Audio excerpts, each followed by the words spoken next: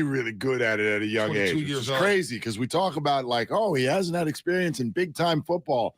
Well, he certainly, I would think, therefore, has not had experience with big-time media either, but he looks like he's been doing it for 10 years already. So, look, who knows what they actually think inside, right? I'm forever going to have a hard time believing that Trey Lance was, quote, super excited when they announced that Jimmy Garoppolo is going to be hanging out over his right shoulder. But they know what to say. They know what to say. They're super polished, and there's something to be said for that. Does that speak to the 49ers culture? Do you guys believe in culture? I do. I do. I'm a big one. I know Steiny and Jamie talking yesterday. They don't believe in culture. I'm a big-time culture guy. Well, I mean, culture's not going to make a bad player good. Right. But culture absolutely matters because it's different team to team. You see it. But, you're right. They're so polished. I mean, Trey's 22, but he's not going to, that's my big bro. Right. That's my big bro. He kept saying that. And then Jimmy was like, hey, guys, I don't know what you guys know, but we got a great relationship. So I believe that actually is true. Yeah. I never thought it was about their relationship. I like my thing the whole time. It's never, I have no worries about Trey and Jimmy getting along. I have no worries about Trey and Jimmy sort of being able to navigate this the right way. My whole thing the whole time. So that's why I didn't come out of yesterday and go, okay, now I feel good. I feel the same. I felt fine about their ability to handle this the whole time. You still feel like it's because of the doubts of Trey? I feel like you have to acknowledge that there is on some level a hedge that just took place here. I think it's because that has nothing to do with their relationship or their ability to navigate this. See, I think the more as time moves on and the shock value of Jimmy being back wears off, I still go back to 2018. It was like week 3, you knew the season was over. Once Jimmy tore his ACL in Kansas City, it's like, damn, CJ Beathard, Nick Mullins, this season's a wash. It's a wash. No, that side of it's great. Jimmy's ankle is like, I was never a Nick Mullins guy, so I was like, damn, Jimmy gets hurt. Was there such a thing? No, there was a Nick Mullins guy. Oh, there was a there. Trust me, there was a Nick Mullins thing. That night he beat the Raiders. Everyone was like, "Hey, wait a minute." He beat the New York Giants, and it was like money bullets. And it was a thing. It was a thing with a segment of the fan base. Maybe it spoke to the hatred of Jimmy Garoppolo, but the Niners don't want to be in that position. No, this is a loaded roster. If something was to happen to Trey. You want to go to Brock Purdy right now? I know you're Brock Purdy. Yeah, Larry does. Larry wants to get rid of both of them. I believe in Brock Purdy, but that side of it, that side of it's great because you can look at it and say, give me one other team in the NFL. Give me one other team right now. Lose the starting quarterback to a torn ACL. Screwed. And you're like, no, season's still on track. Give me the list. The Niners have the best quarterback room in the league. Yes. Who's got that many options? Well, that depends on how you look at it. Well, I mean, is their quarterback room better than Buffalo's? I would say, Buffalo's got one guy alone. To me, give me a superstar, and if Trey is that, then great. But if Josh Allen goes down, we're not calling Buffalo Bills Super Bowl contenders. They have the deepest quarterback room in the NFL. But we're not calling Buffalo Bills Super Bowl contenders if Allen goes down. Nope. Trey Lance wants to go down. We still feel like the Niners can win the NFC. I think it's about how many guys can you win. I believe the Case Keenum. He's good for a backup. Is what I'm saying. No. Hold on. You're not winning a playoff game with Case Keenum. I know I'm winning a playoff game with Jimmy. I'm not. That's not what I'm saying. I'm not like come back. It's not like Case Keenum's going to be some starter, but that's a high level backup. So Case Keenum is good, but Brock Purdy's not good. Well, we've never seen Brock Purdy. Why are you always every road leads to Brock Purdy with you? I'm not going to say what I said. You're listening to 95.7 Game KGMZ FM in HD1 San Francisco. Always live on the free Odyssey app. Download the Odyssey app and favorite 95.7 Game for the best and most up to date sports coverage. And don't forget, you can also watch us every day on our YouTube and Twitch streams. Just log on to search 95.7 The Game. Comcast Business Sex Line also has been great this season, today as well. So Jimmy, he says some things like, my mind wasn't made up. I wasn't even thinking about coming back here. And we did talk to teams about possible trades. And John Lynch said, hey, there was 3 teams and then the surgery happened. I don't know what to believe, but the fact is Jimmy is back. And he kept talking about his future. That was Langford pointed this out. Kept talking about his future.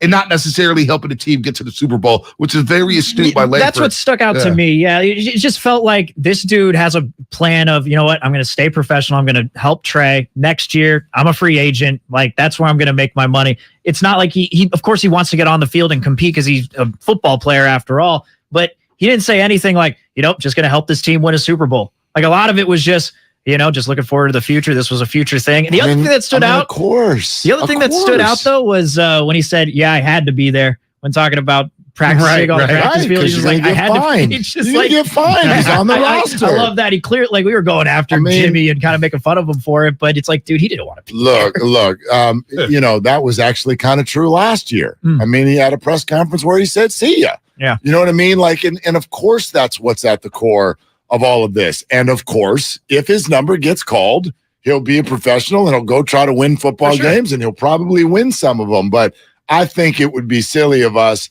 to put on Jimmy in this situation after the ride he's been on with this organization. He's not supposed to be thinking about, his future, his next contract, his free agency. Of course he is. That's definitely where his focus is. I think the takeaway has got to be just that the Niners did what was best for the Niners, and Jimmy did ultimately what was best for Jimmy. I thought Langford, you hit on it. I think that was the honesty moment of the presser yesterday, is when he's like, hey man, you got to be smart. You got to keep one eye on your future. You always got to keep. So he's thinking of free agency next March, landing $20 million a year deal, and where could he best get there? Probably here. And then he mentioned his familiarity with here and his comfort with the talent level around him and the other players. So I think it's all hand in hand. But I thought that was the honesty moment where he's like, you know what? This is really not about me or this year. It's about me next year. And the other part was, Bonte, we had Jeff Howe on earlier, who covers the Patriots, who's covered them since 2009. And when Jimmy said, I've been in a weird situation before, believe me, or something to that effect. I could tell you. I could tell you, trust me. Well, I go back to 2014. There's a video or a picture of Tom Brady just sitting on the bench on his own. And that was after Jimmy Garoppolo went in the game because Tom Brady was struggling, and Garoppolo threw a touchdown. Apparently Tom Brady high-fived all the other teammates, just didn't high-five Jimmy. So subtle shot at Tom Brady there. That's the other takeaway from the presser. And I try to find anything in these 4.5 minutes, Willard. I was picturing when he said that. I was picturing all the talk about Kraft and the girlfriend, and all the rumors. I mean, last year, how weird was it for him? Man, how weird was it for him? Every single game, he's looking over his shoulder. It's like, man, this is the game they're going to pull him. This is the game they're going to pull him. But also another thing, he talked about his shoulder. Grant Cohn asked him about his shoulder. The shoulder's not 100%. He likes where it is, but he didn't say where it was at. Yeah, I know you got super excited when you saw that because you're like, Brock Purdy, QB2 in Chicago. That's right. He's a QB2. Once they get a Purdy, they'll never look back. Yeah, he's already said he's number 2, but get the shoulder. Can he throw a football 30 yards, 40 yards? I know that begged to follow up. Like, what is the status? What's his status for? Is he going to be inactive in week 1, or is he going to be up on week 1? That's good. That's a question for next week. I'm sure they wouldn't have answered that, at this particular point. But this is something I brought up to you earlier in the week, which is like the second Jimmy signs, we're like, oh, well, there's a good fail safe. Like something goes wrong with Trey. Are we sure that Jimmy gets into the game and immediately is Jimmy that we know? So he hasn't faced defense since January. He's been through surgery. He has therefore not worked with any of the younger receivers, and it has been some time since he's worked with even like a Brandon Ayuk. I have no idea. Like we're all acting like, we know exactly what Jimmy is, and in Chicago, if Trey gets hurt, that's what he's going to come in and look like. I don't know that at all. I don't know at all. He might not be ready to play for 3 or 4 weeks. Right. He might not be up for the first month. All the talk about 3 quarterbacks. Maybe they love Purdy, but maybe this is about you got to have a number 2. Right.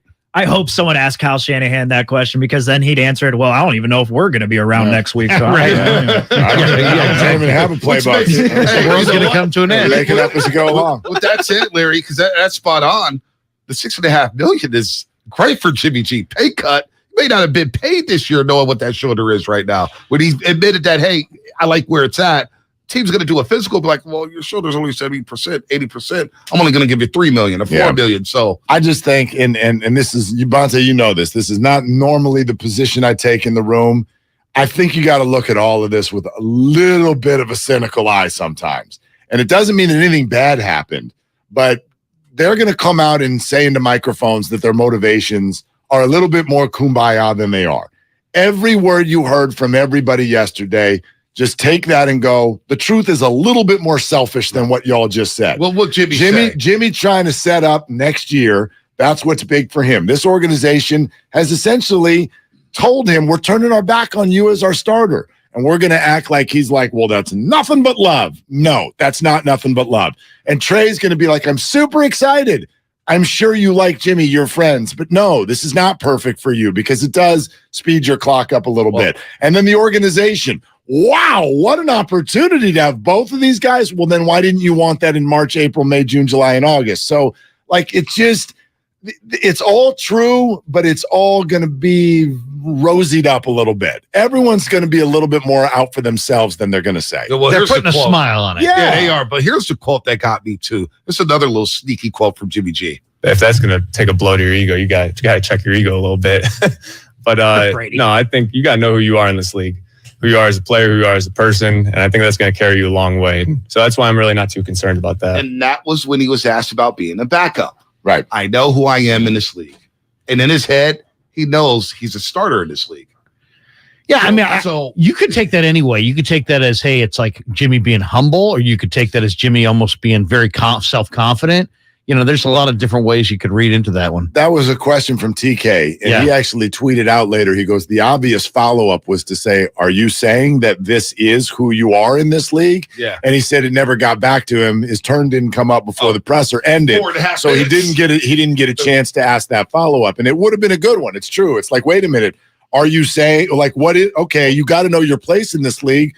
What do you believe your place is in this last league? Year, Mark, he was like, can I compete for the job if I come back? That was a big talking point. He's like, you draft a guy, that's fine, but can I compete for the starting job? I think in his head, he wants to compete for that job. Well, I mean, no he doubt is he does. He is a doubt. starter. Right? He is a starter in this league. Does anybody have any questions about that? No, but he and maybe a little bit of self-acknowledgement of, hey, I'm a starter in this league, but I know I'm not a top 10 starter, and I know I'm a guy coming off an injury to my throwing shoulder. So, how do all these things factor into the equation of who you are in this league? Or he's also just pointing to one thing that he's always been, which he's been very, very good team dude. So, in other words, is he saying, look, this is the NFL. You can't just make it all about you. There's all kinds of factors that come into play here, which we watched play out over the summer. So many factors, so that we ended up with a reality that we thought was the last possibility when we all left in February. So I think that's why Tim wanted to ask a follow-up question. It would have been interesting to see what he said next to that. The other strategic thing I thought was interesting is everybody's kind of thought that Don Yee and Jimmy orchestrated the timing on the shoulder surgery to somehow manipulate the free agent or trade process. I thought hearing him in his own words was very believable as far as, hey, man, I wanted to avoid surgery on my shoulder. And then I worked out for a few weeks and realized that wasn't going to be an option. That seemed, to me, maybe I'm naive, but that seemed believable. No, I bought that. He's like, look, I'm someone who I don't like surgery. Right. And I'm like, I feel you. Yeah. I don't either. Ask Steve Kerr about surgery. I don't like surgery either. Who likes surgery? Yeah. If you can do it without surgery, do it without surgery. Absolutely. It did come off like, we're always trying to read in between the lines as radio hosts, but maybe we should just take that at surface value. Like, look, I had surgery because I needed the surgery. Teams wanted to trade for me. They didn't want to trade for me. I tried signing elsewhere. They didn't want me. And he was asked about the timing, and he's like, hey, man, your body comes first, and that's got to be the priority, and I got to get right. And I don't know. It's not, Jimmy. There's an actor who told me one time, when you're in the grocery store and you're looking at tabloid stuff, the craziest headlines ever, he goes, there is a shred of truth. Right. If that. Every single thing that's on there. What actor are you talking about? His last name was Baldwin. It was one of the smaller ones. But anyway, and I don't mean physically smaller, but I mean in name value. But anyway, yeah. I think it was Daniel, actually. Anyway, yeah, I don't know why I'm protecting his name. He said, and I feel that way with these press conferences too. Like, this is not all true. It's not all lies, though, either. Yeah. Like, they're giving you what they can, and then they're also saying it in the way that it needs to be said to keep the cohesiveness of the whole team and what they're doing. So you're saying you didn't believe Lynch when Trey Sermon was a star in practice? I mean, now he's a Philadelphia. I always want to know when those go down. It's like, right. Okay, if you were having trade discussions and you were going to end up cutting him, why didn't you make the trade? Why didn't you? Like, how many guys have we heard? Oh, well, there were trade discussions. Why didn't you do it? Why didn't you do it? You cut all of these guys that you said there were trade discussions about. Trey Sermon was going to be a damn good nighter, man. I'm telling you, he's going to be a damn good nighter. I like that you owned your tweet. You were all hyped when they drafted him. Hyped. Oh, I was too. I was too. He was a great college back. Great like Michael James. Was it Brock Purdy hyped or just regular hyped? It was two-team hype, right? Because he was good at Oklahoma and good at Ohio State. I remember he got benched in Oklahoma. Remember P. Ryan took his job. So my P. Ryan. And I was wondering, like, why aren't they playing Trey Sermon? But it's wild what happens in college. Because did you see Baldy's breakdown on Jordan Mason yesterday? Yeah. Okay, you want to get hyped about Jordan Mason, go to Baldinger's Twitter feed and watch what he did, because instead of just seeing like, oh, I like that 8-yard run, you watch the little idiosyncrasies of what he's doing in between the line. So then I go, all right, let's dive into what he did in college. He wasn't even their lead back. And you're like, so Kyle Shanahan loves the guy and some coach at Georgia Tech is like, not convinced. Like, how do we get here? And this is how undrafted free agents end up being 1,000-yard backs 2 years later. It's the weirdest thing. I loved it too because Peter shouted out the scout Warren Ball. He's like, he dug him up on some cut up film and brought him to me 4 days before the draft. And I like that kind of stuff, the little behind the scenes, because it does tell you that, you know what, it's not John Lynch with some empirical data and everybody else knows nothing. You're leaning on your people, man. Whoever your scouts are, those are the guys who beat the bushes to find Womack and, guys like Jordan Mason. I mean, not to totally change the subject, but that's why I think you may end up seeing some changes in personnel in the Giants farm system this offseason. Wow. Because while we are going to, rightfully so, hold a Farhan Zaidi or a Scott Harris accountable, they can't be in charge of 350 players and work with them one-on-one on what they're, you know what I mean? It's a group effort. Absolutely. Yeah. And so I think they feel like something went wrong by the way, down on the farm. I'm going to continue this, but Danilo Gallinari, for the Celtics, signed a big 2-year deal with them. Done for the year? Done for the year, according to Tim Bontemps. You know what? That move, too, made that kid from Purdue, the big man, Trevion, come to the Warriors. Right. And my nephew's a huge Celtics fan. And like a couple weeks before the Warriors got him, he's like, man, Trevion Williams is lighting up the Celtics Summer League team. And now he's a Warrior because of Gallinari being a Celtic. And now he's out. Now Gallinari's out. Big loss for the Celtics for the upcoming season. But, I was listening to Steiny and JD. We know JD's not a Kapler guy whatsoever. But I find it very, very interesting that last year when the Giants won 107, Farhan got a lot of credit. Sure. Genius this and genius that. And look, I'm not going to lose any sleep if the Giants say, Kapler, bye-bye. You're done. We're going to go a new direction. We're going to go in a new direction to 2023. But it is bizarre that he's getting all the heat for this when Farhan constructed this team. I think Farhan's getting plenty of heat. Yeah, but Kapler, people are saying Kapler. More importantly, internally. Right. I think there's internally, there's no doubt. Of heat. That is true. That is very true. If you're a Giants fan and you're worried that they're just over there like, no, it's cool. Then there's no doubt. There is heat. There's a lot of heat on Rest Farhan. Easy on that. But a lot of people are going harder on Gabe Kapler. Look at his options. That's who they see. Look at his options. That's who they see. Look at the options. That's who they see. Well, and also Gabe Kapler I think you look at him, he doesn't seem authentic. To me, he showed no fire. You said it yesterday, Bonte. Yeah. This guy doesn't challenge umpires. He doesn't back his players the way I would like to see him back his players. Many times he's kind of quiet in the dugout, and you kind of wonder where he's coming from. Then everybody's like, where's the fire? Then there was like a 3 or 4 day thing. He's getting ejected. Right. He's pushing Kai Correa. He looks like he's all fired up. Did he push Kai Correa? I missed that. Yeah. Well, Kai kind of tried to do what a bench coach does, which is go him back. And Gabe just kind of gave him a get out of here. I'm gonna, and you can't show up Gabe, there. Gabe's forearm is a little ripped. No guy like Kai Correa can go flying across the room. That to me me was like you're trying to be something you're not, and when you're trying to be something you're not, sometimes you lose the room. I mean, the team has sunk like a stone since that point. I don't know how much of that is because of guys not believing in Kapler. Yeah. I don't know. No, I just think the whole conversation to me, and Larry and I were just having this chat in the other room, like the whole thing feels quick to me. There's no way, and I'll be the front of the line, even though I used to, I was at the back of the line at the beginning of the year. There's no way anybody can say that Farhan Zaidi, Scott Harris, and Gabe Kapler have done a good job this year.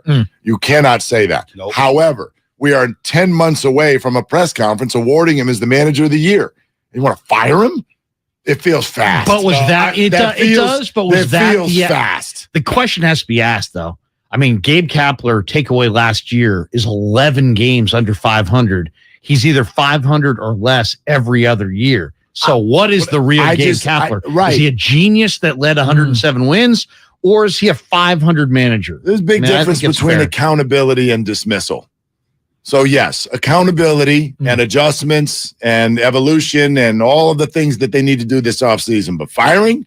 Well, I think I think maybe firing is a tough question, but I think this is the appropriate time to have the stay the course or regime change. If you're a Giants fan, you've seen them climb the mountaintops, you've seen them in days of despair. Where are you on this thing? Do you want to see regime change, partial regime change, or do you stay the course on a plan that we don't have there's not a lot we can point to that's encouraging that makes you say, yeah, look at this. Bring up the Hunter Bishop thing. The tough thing about like wanting to fire a coach or fire a GM is just, all right, well, give me who you want then.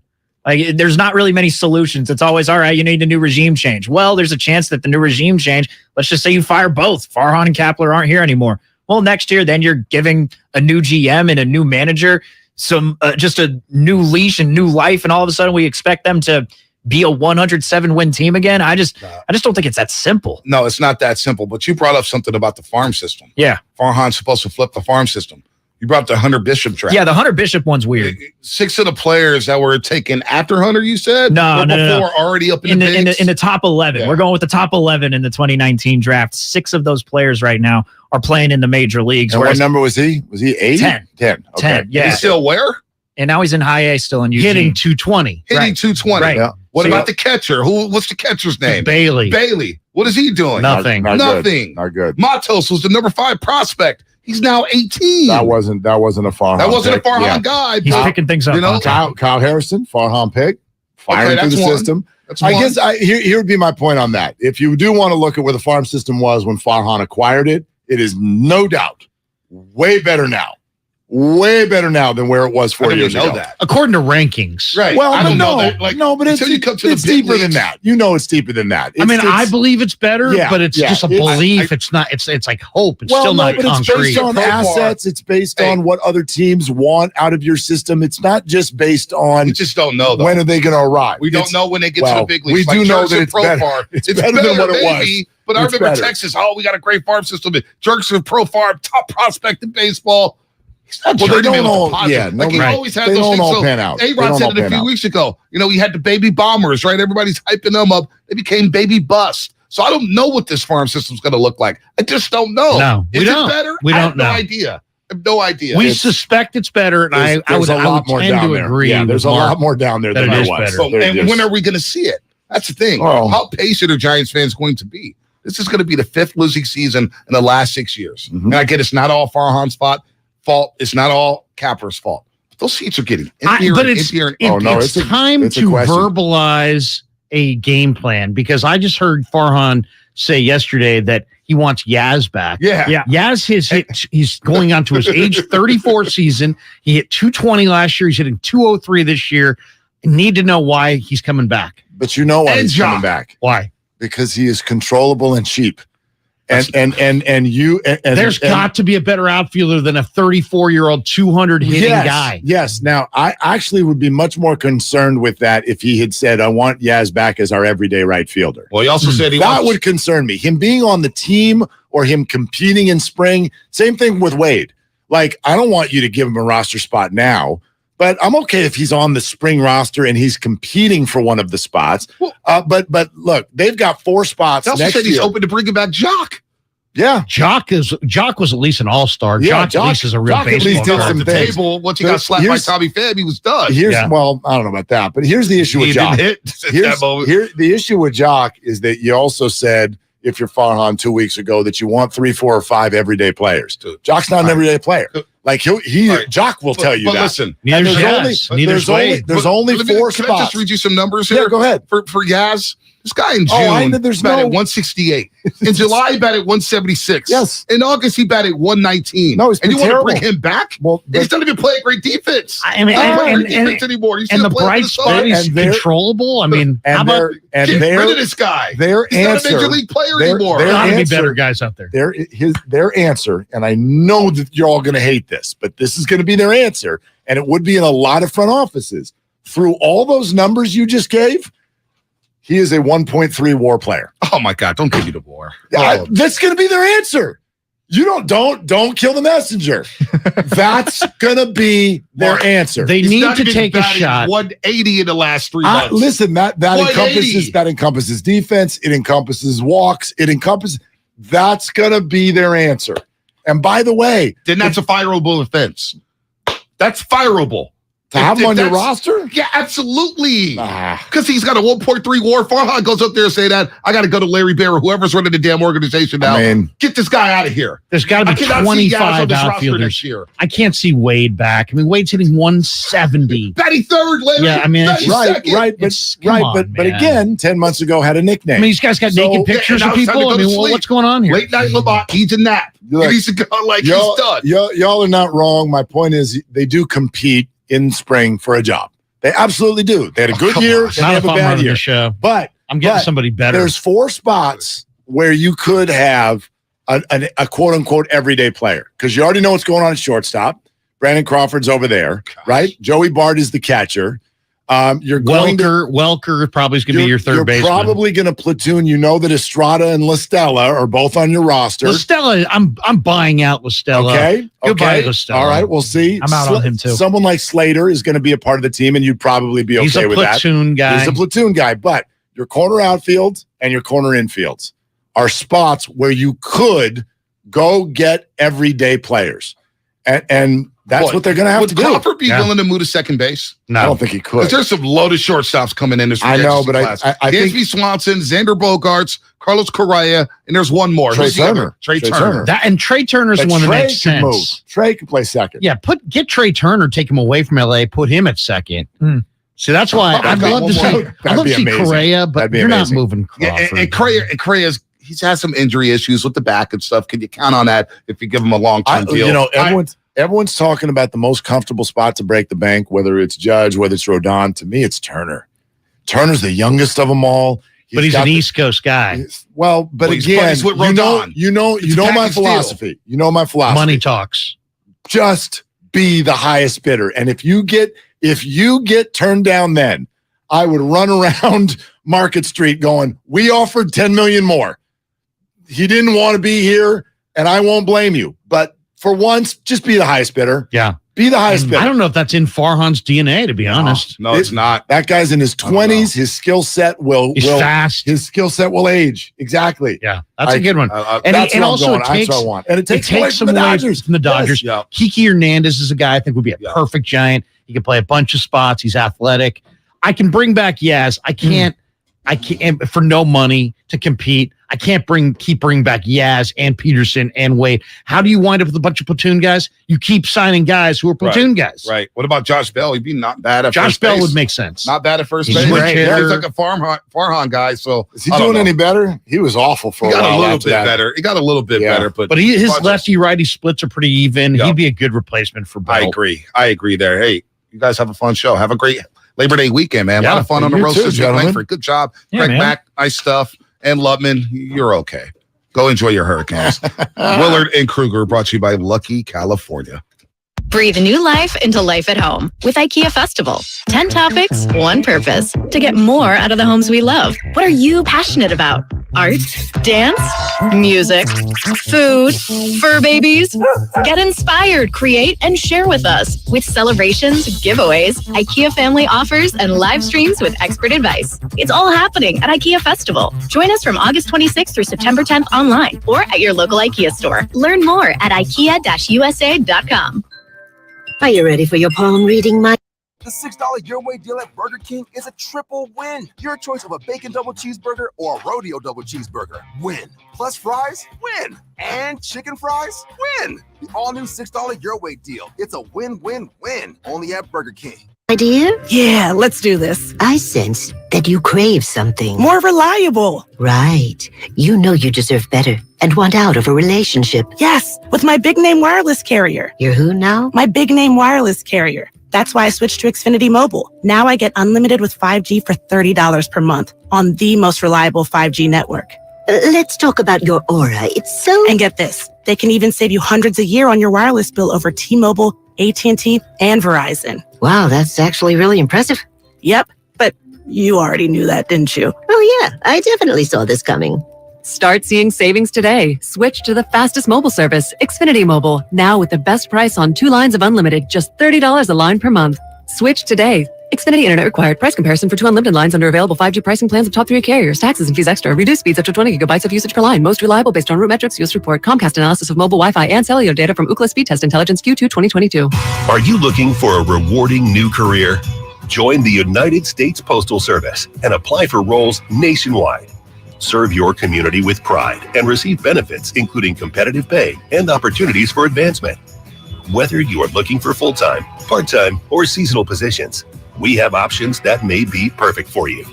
The United States Postal Service is an equal opportunity employer. Apply now at USPS.com/careers.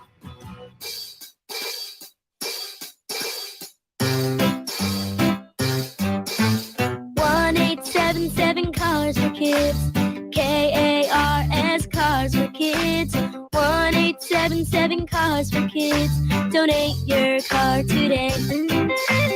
1877 Cars for Kids. KARS Cars for Kids. 1877 Cars for Kids. Donate your car today. Donate your car today at carsforkids.org. Your car, running or not, can be picked up as soon as the next day. No title, no problem. Call 877-CARS-FOR-KIDS or go online at carsforkids.org to donate today. 1877 Cars for Kids. KARS Cars for Kids. 1877 Cars for Kids. Donate your car today. Now accepting donations of land, homes, buildings, or any kind of real estate. Whether you're buying a new car or used one, it's a big investment, which is why you should choose Pennzoil Platinum. It helps extend the life of your engine and protect it up to 15 years or 500,000 miles, whichever comes first, guaranteed. That's because Pennzoil's base oil is made from natural gas and 99.5% free from engine clogging impurities. The proof is in the Pennzoil. Enrollment required. Keep your receipts. Other conditions apply. See pennzoil.com/warranty for full details. Find it at Firestone Complete Auto Care. Okay, you know those amazing spots only the true San Francisco locals are in on? Like that place with the square pizzas? Or Mama Ho-Ho, the spot for sweet and sour chicken that's anything but so-so. Oh, order up! You know, with the Granch dressing. And all the other spots the real SF locals know without us even saying them. Yeah, they're on DoorDash. San Francisco gets it. DoorDash has it. If you have a small business, Staples has your sign. Banners for my bakery? Staples has your sign. Oh, posters for my new pet store. Floor decals for a pharmacy. Every day, Staples associates help every kind of small business create bold signs to make big impressions. And now get $10 off custom signs, banners, and posters when you spend $50 or more. This is your sign, so print it big at Staples.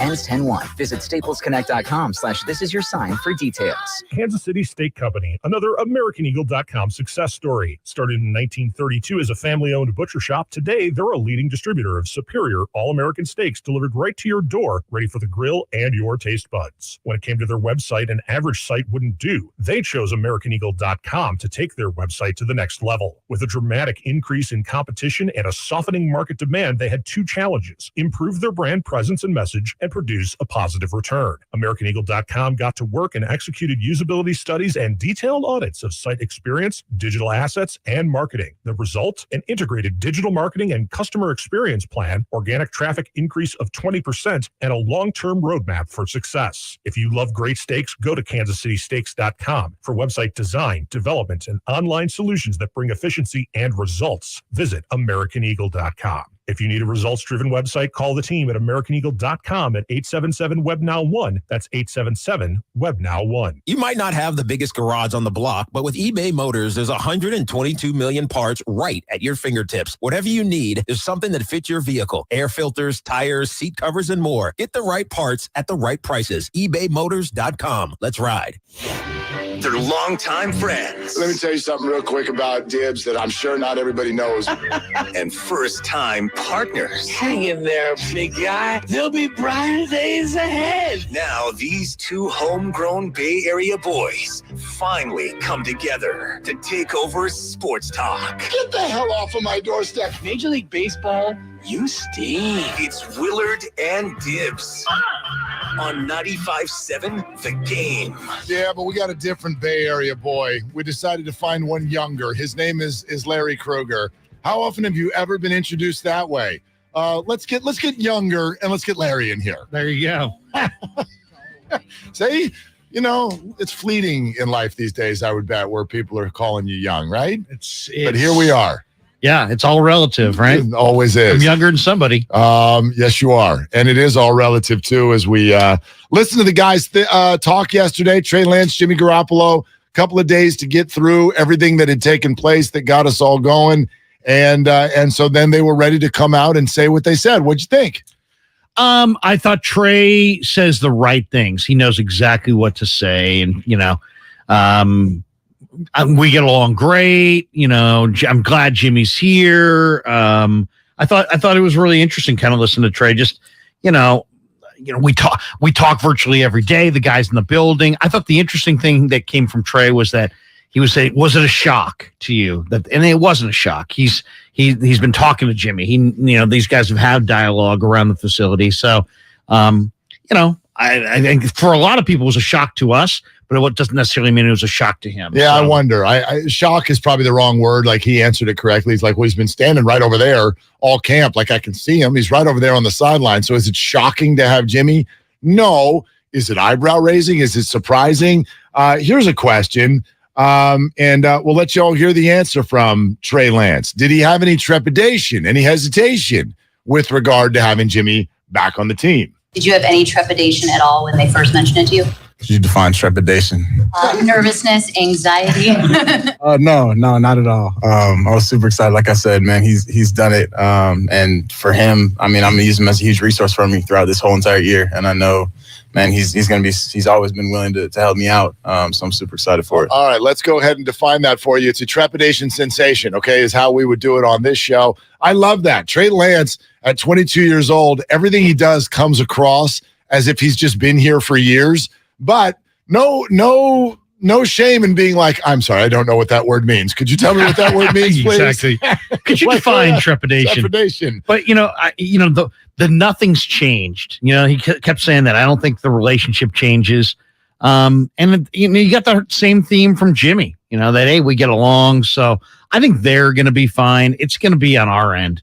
It's going to be every time. And it's not just over here. It's going to be everywhere, in print, radio, television, locally, nationally. Just the fans. Yeah, absolutely. It's going to be the talking point. You're going to hear it in the stadium after 2 series, and you go 3 and out 2 times in a row. Suddenly it's, get him in there, get that guy in there. So it's going to, it adds a whole layer of whatever to this, but I don't, they seem to maintain that their relationship is not going to change. Yeah, again, for me, it's never been about their relationship. I mean, they're football players and they're friends. So I don't think either. The way it is in that fraternity, they all get it. Like somebody leaves the 49ers for a big contract, right? Tomlinson goes to the Jets. It's like, okay, you're not going to be on a good team this year, but you got that bag. You know what those guys think. Nobody's like, oh, man, how could you leave us? All of them are like, got it, brother. Like, good luck. Congrats. You deserve this. You earned it. They're friends. This is a fraternity. Nobody didn't want Jimmy around for that reason.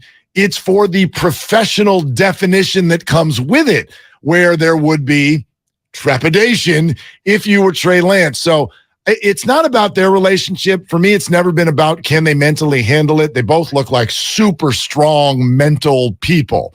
Obviously, I mean, Jimmy has handled everything with a smile over the last year and a half. This was the most interesting moment for me, and it probably didn't sound like it, but to me, this is actually the subject. Trey Lance said this in the press conference yesterday. For me, I'm worried about what the guys in the locker room think, what I think, what the coaches think, what the guys in this organization think. Outside of that, I know, there's Jimmy, there's Trey, there's all that, but this is going to be a collaborative group, and I know Jimmy's going to have my back through it all. There's the sentence. I care what the guys in the locker room think. It's been my point all along. Because, Trey, if you struggle, what do you think the locker room's going to think? Those veterans are going to want a change. That, to me, is what we're talking about as a possibility. And not even really a possibility, because who knows how this whole thing is going to play out. But it's a dynamic that would not have been there if Jimmy wasn't there. I don't think, and as much as you, Larry, I mean, the Brock Purdy man crush is really going to develop this year. I can feel it. But with that dynamic, let's say he was the backup quarterback, Brock Purdy. I don't think there's something. Trey would have to be such a disaster for the veterans to be like, Coach, you got to go to Brock because he's a rookie too, and he's a 7th round draft pick. But if Trey is really struggling, how does Juszczyk not go to Kyle Shanahan and go, you got to think about going to Jimmy? Well, That's the change to me. Yeah, I mean, the job is still the same. You got to play well, yes, or you're going to lose your job. And that's kind of the way it is. So, is it a little bit more, is the heat dialed up on Trey a little bit? Because you got Jimmy sitting right there. That's part of it. But also it's a Super Bowl roster. I think that's a bigger part of it. If the 49ers were headed towards a 2-win season, then I don't think it really matters who's sitting there. But the fact of the matter is they want to win, and they want to win a championship. So, there's always going to be pressure there. But I don't think that the veterans are going to necessarily, because they lose a game, going to be like, get Jimmy in there. Not a game. It's going to have to be Trey's screwing up. Trey's causing the team to lose. Right. And if that's the case, then there'll be a hue and cry. And it might be a quiet hue and cry, but it'll become internally. I thought for a new guy. I thought we would play this one as well, just because Trey talked about Brock Purdy.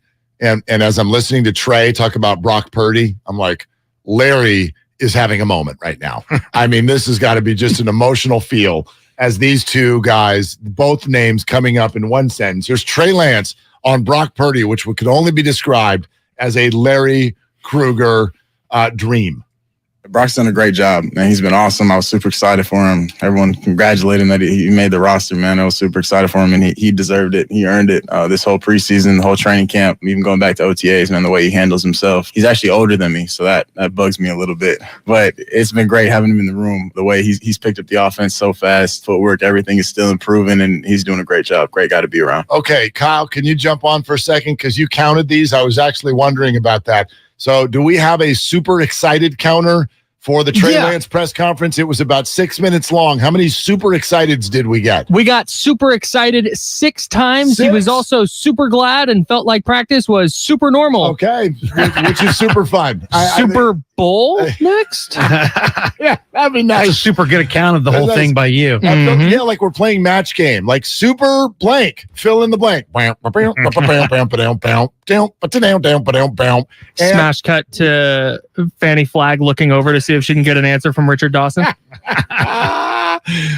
We threw a couple of different game shows in there at once, but that's okay. Yeah, I'd like him to fill in super with bowl instead of excited.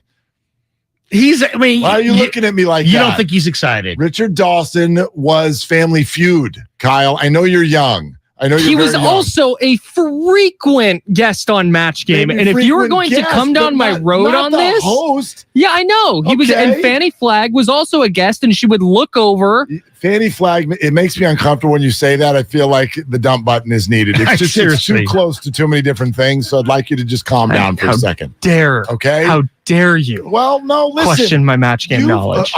My man, I question all of your knowledge. Do you know how many times somebody in their 40s has made a reference about something that happened a long time ago, and you and Spadone look at us like you don't even know what we're talking about?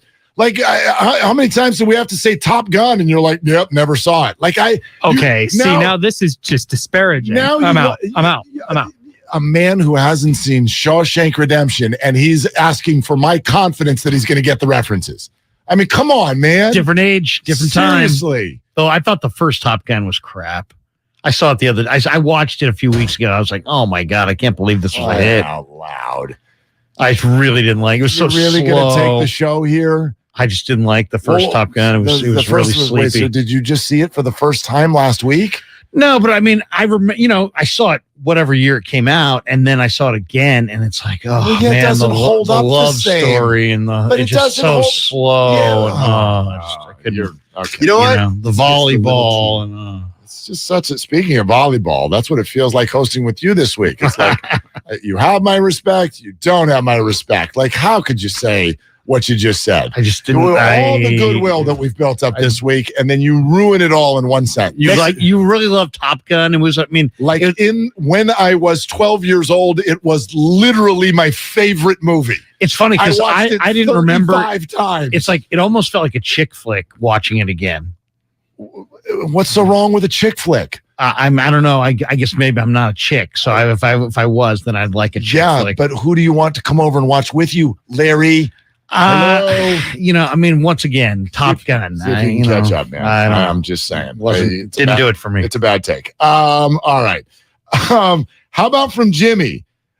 Jimmy talking about whether or not this weird situation matches last year's weird situation. It was weird. It was different than any situation I've ever been in. I've been in some weird ones too, so that's saying something. But no, it was I think things worked out for the best. There was a lot of ups and downs, rocky roads here and there, but I think throughout the whole thing, I'm happy with where I'm at, happy to be with the Niners. I think the Niners are happy to have me back, and I think things are working out pretty well. All right. So, I mean, look, if I had to pick a football player to handle a quote-unquote situation, I mean, is Jimmy got the 1 seed or what?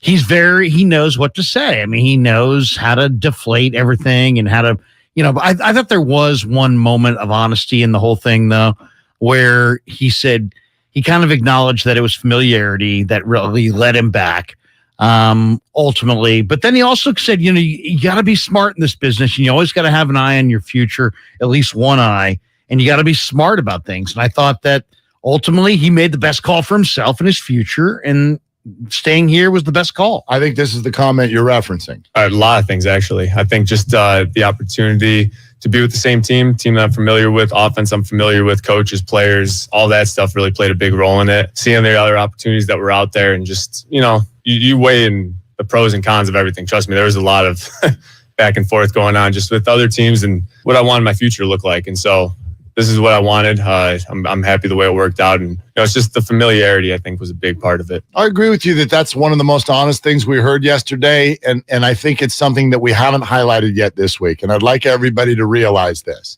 because there's been so much talk about, wow, this makes the 49ers so much deeper this year. And this makes them bulletproof if something happens at the quarterback position. True. Y'all understand that Jimmy did not make this decision about this year's 49ers squad. Jimmy did not do this because he's like, man, I really think we can win a Super Bowl. I think we can win the Super Bowl this year. Let's go, team. No, Jimmy's talking about next year.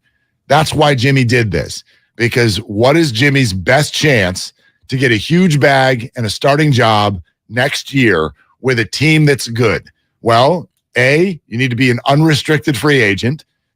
B, you need to not be franchise tagged. And C, you need to have good things on tape. Where are you going to put good things on tape? Or you need to have nothing on tape. You're leaving at the biggest one, which is D. You have to be healthy. Right. Well, of course. So that's why you don't want to go to bad teams, because on a bad team, you're bad offensive line. Yeah. I mean, you go to Seattle. Yeah. You're going to start more games than you're going to start here, but your odds of showing up in March healthy, ready and willing and able to sign a $20 million plus per year contract, your best odds of winding up in March healthy are staying right here and playing fewer games, playing behind Trent Williams. Not the only time that he talked about his future. Here's this. As much as you're in it for the wins and everything like that, you got to look into the future a little bit, contract situations and all that. And I think everybody does that to a certain degree, and you have to be smart in that sense of it. But at the end of the day, I'm a 49er right now, and I'm happy about that. Yeah, so it's like, we also have to think about that. No, you only have to think about that. I hold none of that against Jimmy. This whole 18-month experience where the 49ers, who still have this guy, and essentially told him was it February or March of 2021, my man, we're done with you. And he's still here, and he's still handling it, and he's put good things on tape and went to an NFC title game in the midst of all of that. And now here we go again. I'm here to say I hold nothing against him if he had literally turned the entire press conference yesterday into, look, I want to start somewhere in 2023, and this is my best chance to do it. Like, he absolutely has that latitude with me if he wants. He deserves it. He also had one other honest moment at the beginning where he said, everything happens for a reason. But before he said that, he said, this isn't what I wanted. He acknowledged publicly right up front. Sure. It's like, I'm happy with the way it worked out. This isn't what I wanted to have happen, but things happen for a reason. So he's kind of come to grips with it, that even though that wasn't the plan for Don Yee, it wasn't the plan for him, it wasn't the plan for the Niners. But I think all sides are happy that the Niners are happy they have insurance, and Jimmy's happy that he's here as opposed to starting on a bad team and maybe not going to be able to secure the bag because of injury. Cam Inman in the building for all of this yesterday, and he will join us, our 49er Insider, in 10 minutes to go through that and more. Trey Sermon, they wanted to put him on the practice squad. He ends up with the Eagles. Jordan Mason, what does that mean for him? Like, I still don't know. I know we all think Jeff Wilson is RB2. Do we know this? Do we know this for sure? Could be Ty Davis Price. Could be Jordan Mason. Yeah. I mean, we know Eli Mitchell's the starter. So all kinds of questions for Cam. We'll do that in 10 minutes. James in Palo Alto, you're on with Willard and Larry here on 95.7 The Game. Hello, what are you doing? Welcome, James. Hi, guys. Thanks. Just got done working in the field, so I'm in the orchard. So I'm looking to have a nice conversation. Perfect, man. What do you got? I was just tending to the tomatoes and the strawberries. Nice. The thing that I'm a little concerned about is how quickly people want to judge any person without realizing it's a team sport.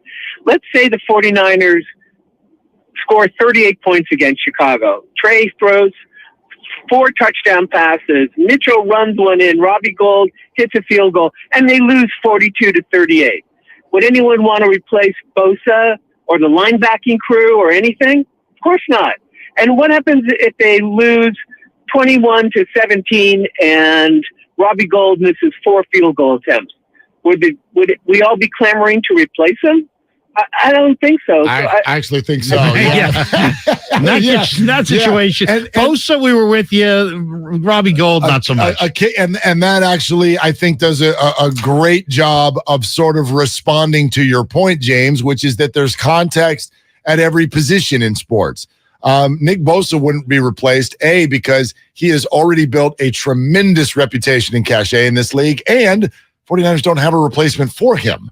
I mean, yes, they've got other defensive linemen, but they don't have anybody where you're like, we probably should check out that guy. A kicker, by definition, no matter what kind of cachet they've built, is replaceable almost on a weekly basis, especially if it's that bad. And then to transfer that conversation to Trey Lance, come on, next weekend is his 3rd start. It's his 3rd start. He hasn't built a reputation in this league as somebody who can go through an awful game and not be questioned. I don't think there's any scenario where he gets benched after week 1.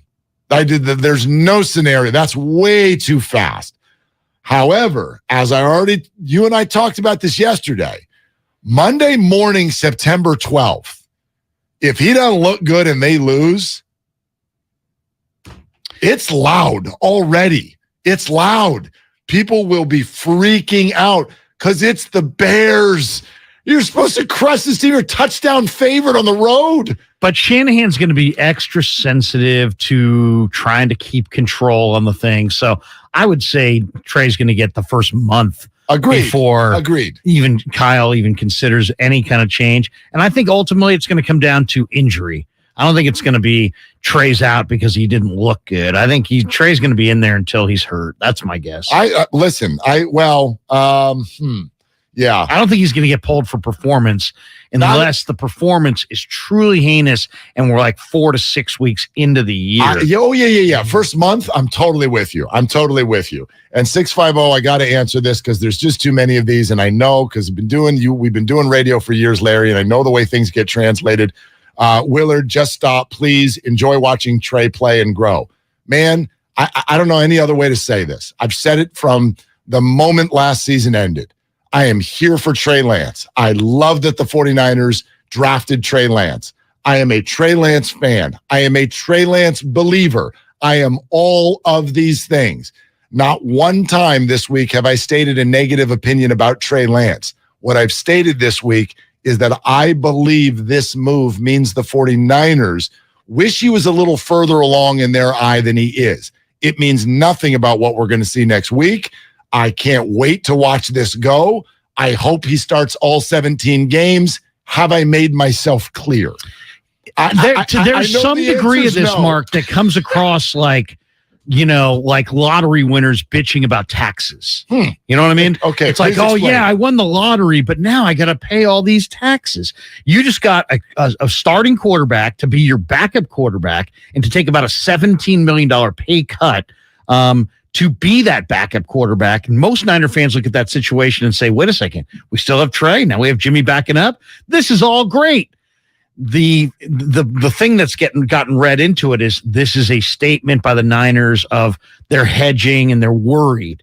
Where there could be some of that, which has but it also could any fan. But that also could be totally misread. They may not hedge at all on Trey. They may just prefer not to have a guy who knows tons about their offense winding up in the division. So Larry, I think that's a factor here. Everything we say every day could be a misread. You could be wrong about Brock Purdy. I could be wrong about the 49ers' opinion of Trey Lance. But these are totally separate things.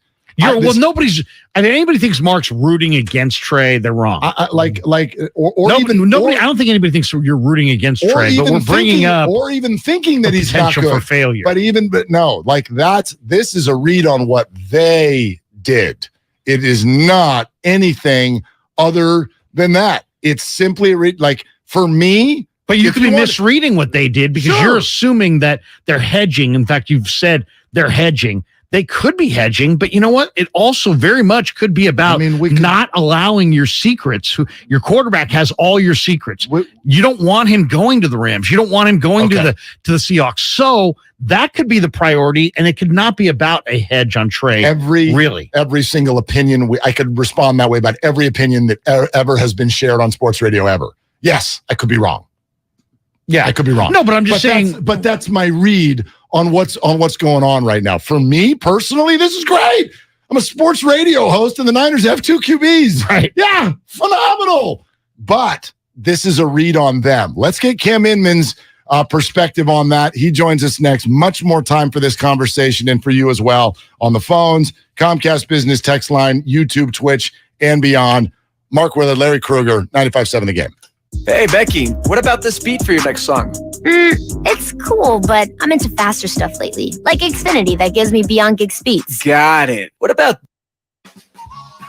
With 4 modes of use that go from baby to big kid, it's the only car seat you'll ever need. The Graco Forever DLX 4-in-1 car seat.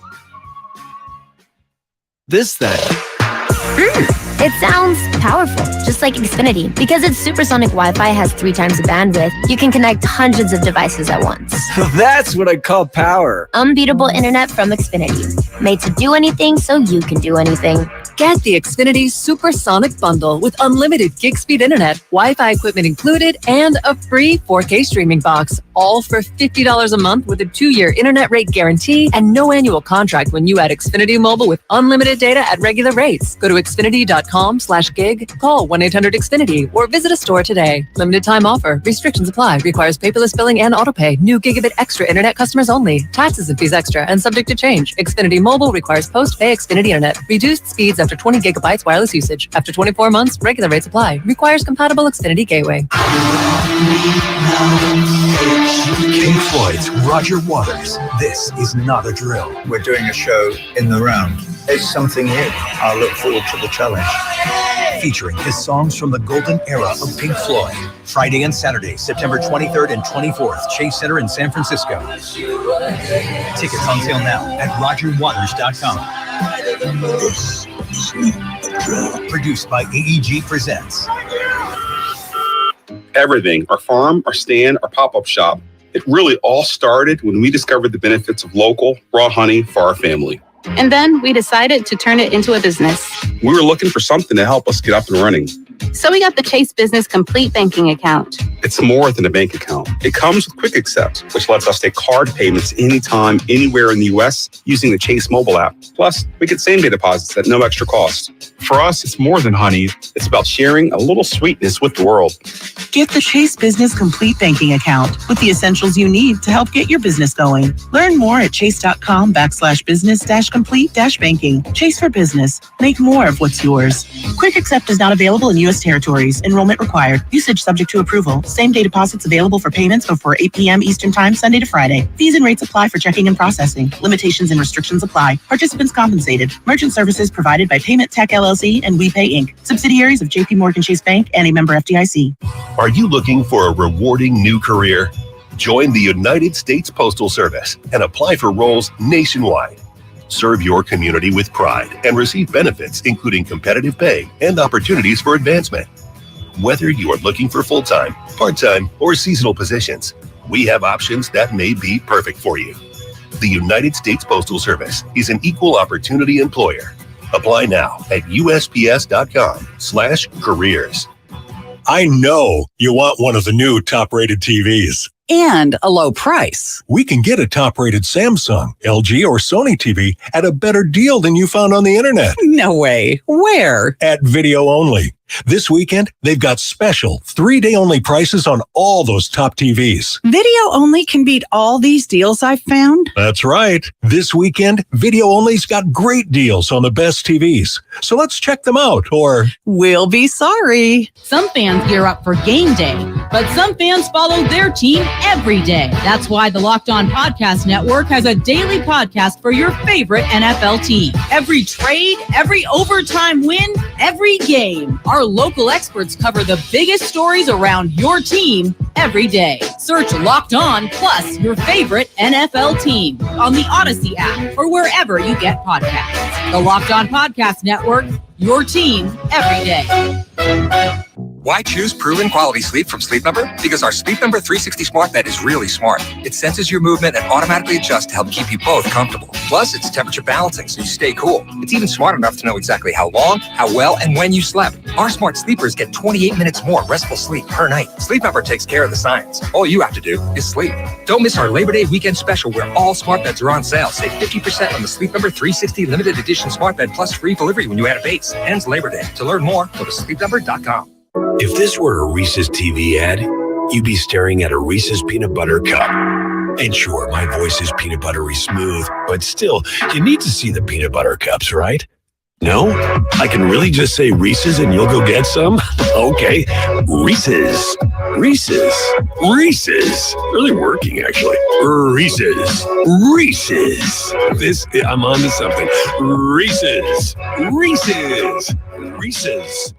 Hi, I'm Aaron, owner of California Deluxe Windows. Ever notice? When your neighbors get new windows, there is a large black eye of broken stucco, uneven plaster, and even mismatched paint. At California Deluxe Windows, we never leave a ring around the window. Why? Because we are one of the only companies in California who custom crafts every window and door to your home's exact measurements. Almost everyone else on the radio is a distributor. They grab a window from a warehouse, break open your walls, shove it in, and patch things up. At California Deluxe Windows, we take pride in our work. Our installation technique is so precise, we do not break your stucco. Your house could be covered with potato chips, and we wouldn't crack one. Call now, and for a limited time, you get 30% off your entire order and 24 months of interest-free financing. 800-874-3600. 800-874-3600. That's 800-874-3600. California Deluxe Windows. Windows engineered for life. Certain terms and conditions apply. CSLB number 774518. You're listening to 95.7 The Game, KGMC FM at HD1 San Francisco. Always live on the free Odyssey app.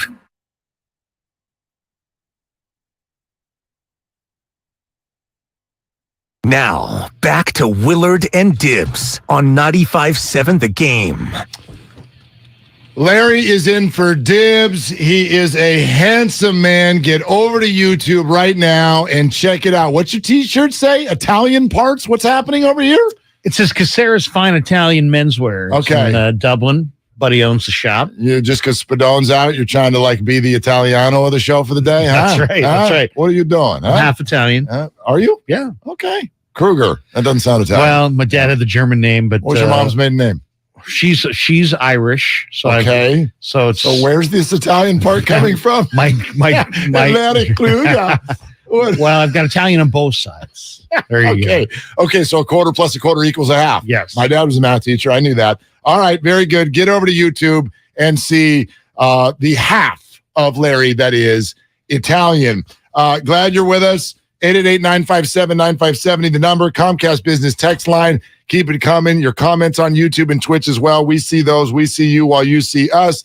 And we see that our 49er insider, Cam Inman, has arrived on the show and apparently needs to pay up some sort of a bet to America's favorite Italian, Larry Krueger. Is that correct, Cam? Is there some sort of bet that needs to be paid off here? Yeah, I think I owe Larry $1 million at Jimmy Garoppolo on the 49ers. Okay. All right. Perfect. We will take that in installments. That's fine. No, I don't think that was the bet. It was whether Brock Purdy was stuck around, and I had my eyes on. My eyes were on what the heck is going on here with Trey Lance and Jimmy Garoppolo, and we got to see all three of them out of practice yesterday, and that's really where my eyes were, just to see how the whole dynamic's working out, and it's going to be fascinating. I mean, since you were at practice and Jimmy did sort of say something yesterday about like, hey, the shoulder feels good. It's not 100%, but it feels good. I think I'd love to hear more about that. How did the shoulder look? Yeah, well, I thought he looked pretty darn good. I mean, I was watching to see, Jimmy's had so many injuries over the last few years. It's like, how's his high ankle sprain? How's his knee? How's his thumb? How's his shoulder? And he looked all put back together. And he looked like he looked lively. The arm looked a little bit crisper maybe than usual. It had been a while since we'd seen him in practice, but that's kind of what I was looking at. And I was just watching to see how he not necessarily interacted with Trey, because when they're doing their drills, it's just kind of you're doing your own thing. But there's a lot of new drills because there's a new quarterbacks coach with Brian Greasy, and so Jimmy's got to learn where to be in certain places. He didn't look too out of his element. He didn't look super comfortable, but like you said, I mean, it's almost like it's a stopgap measure almost in his career. It's like, okay, this is the bridge until I move along somewhere else. He's not here to mentor Trey Lance. He's not here to take back his old job, but he's here. And I don't think anybody is offended by that. And I think it's okay. This could work out. I don't think it's going to erupt into something bad. You know, it's interesting. I think it's situational. I think both sides are doing what's best for them. And I think it just happens that they've arrived on the same page here. But you could say this is a hedge against Trey. I don't know that it's a hedge against Trey's play or a hedge against Trey getting hurt and them having to go to the backup quarterback and not really having a backup quarterback or at least one that they think they can win with. What is your view on how this plays out as far as the dynamic? Because Trey and Jimmy both said all the right things. Nothing's changed with our relationship. That's believable, but how's it going to play out in that room? Well, and I wrote about it today a little bit because I just don't think Jimmy Garoppolo is even one of the top 5 mentors that Trey Lance. Trey's going to be getting it from Shanahan, from Greasy. There's other assistant quarterback coaches in there. Maybe Shanahan dips his head in there. Maybe it's Steve Young calling him up. Jimmy's got to do his own thing to be prepared. It's the whole backup quarterback cliche. I got to be preparing like a starter. Thankfully, Jimmy didn't throw that out there yesterday. Is much more, I think, honest and humble about everything. They're both really good guys. And it just would have been surprising if Jimmy came out yesterday and said, I'm determined to win back my old job. I'm a starter in the league. And he knows he's a starter in the league. And it's just right now there's not a spot for it. But guess what? Give it a week, give it 2 weeks, give it 3 weeks. A spot may open up. So it's not a long-term solution. To me, it's not like, okay, Jimmy's settling in, he's going to be the nice backup quarterback for a whole season. Nobody knows that. It's just kind of almost the same predicament we were in a couple of weeks ago where it's like, look, if a quarterback goes down on a contending team and they're not really that committed to that quarterback, then Jimmy can bounce. Even if it's a good team, Cam Inman, our 49er insider, with us. Cam, I want to check your phone real quick. Make sure we're getting it's breaking up a little bit, and we want to hear every single word that you're saying. You got us okay? Yeah, I got you good. Okay, right, perfect. Now, you're sounding nice and clear now. And I'm going to do something really crazy too, which is I'm going to ask you about a different Trey. How about that? What if there were discussions about trading Trey Sermon, then and you was going to end up getting cut? Why didn't they do it? Well, I think look at how the roster is, right? And it is a run-oriented offense still. Trey Sermon's best asset as a running back kind of was more of a third down back. He was a guy that had good hands, probably could pass protect pretty well, but he just wasn't like their style of cut and go runner. But that was okay. That's not their marquee. They want to have the mainstay running backs, right? So your mainstay running backs are Elijah Mitchell, right? You got Ty Davis-Price, who's kind of the pound and ground guy. And then Jordan Mason, who could do it all. He was very intriguing where you didn't want to let him go because he could be a mainstay guy. So by getting rid of Trey Sermon and JaMychal Hasty, you kind of got rid of these third down backs where Jeff Wilson Jr. can take care of that role pretty well, I think. And then it just maybe the market wasn't there where they've, or maybe they didn't want to trade him to a certain team. I don't know, but I think it's worked out fine. I don't think anybody is surprised that Trey Sermon is off the roster. And Sermon just looked tentative. If there's a word that I would use, it's tentative. He just didn't quite look like he was really letting it go in the games. Right. I thought he looked okay in practice, but in the games, especially in short yardage, he looked tentative. How about the O-line? Because, you're only as good as your O-line. I thought that if there was any news that came out of the presser, it's that the Brunskill hamstring is not 100%. We know McGlinchey's not 100%. And sounds like Zakel is on the verge of maybe becoming their long-term center. But how concerned are you about the 49er offensive line? I'm concerned to an extent, but I don't think a lot of teams around the league have a great offensive line. And I think you have a really good play caller that knows how to minimize where the risk might be. You're facing Aaron Donald twice a year. Not every team has the Aaron Donald coming at you. Where they brought in this guy Hance, he lined up as the second string left guard behind Aaron Banks, right? Right away, but he's also the backup center. So that's why they went out and got him in case Brunskill can't go. They're going to make a go of this with Banks, Brendel, and Burford on the interior.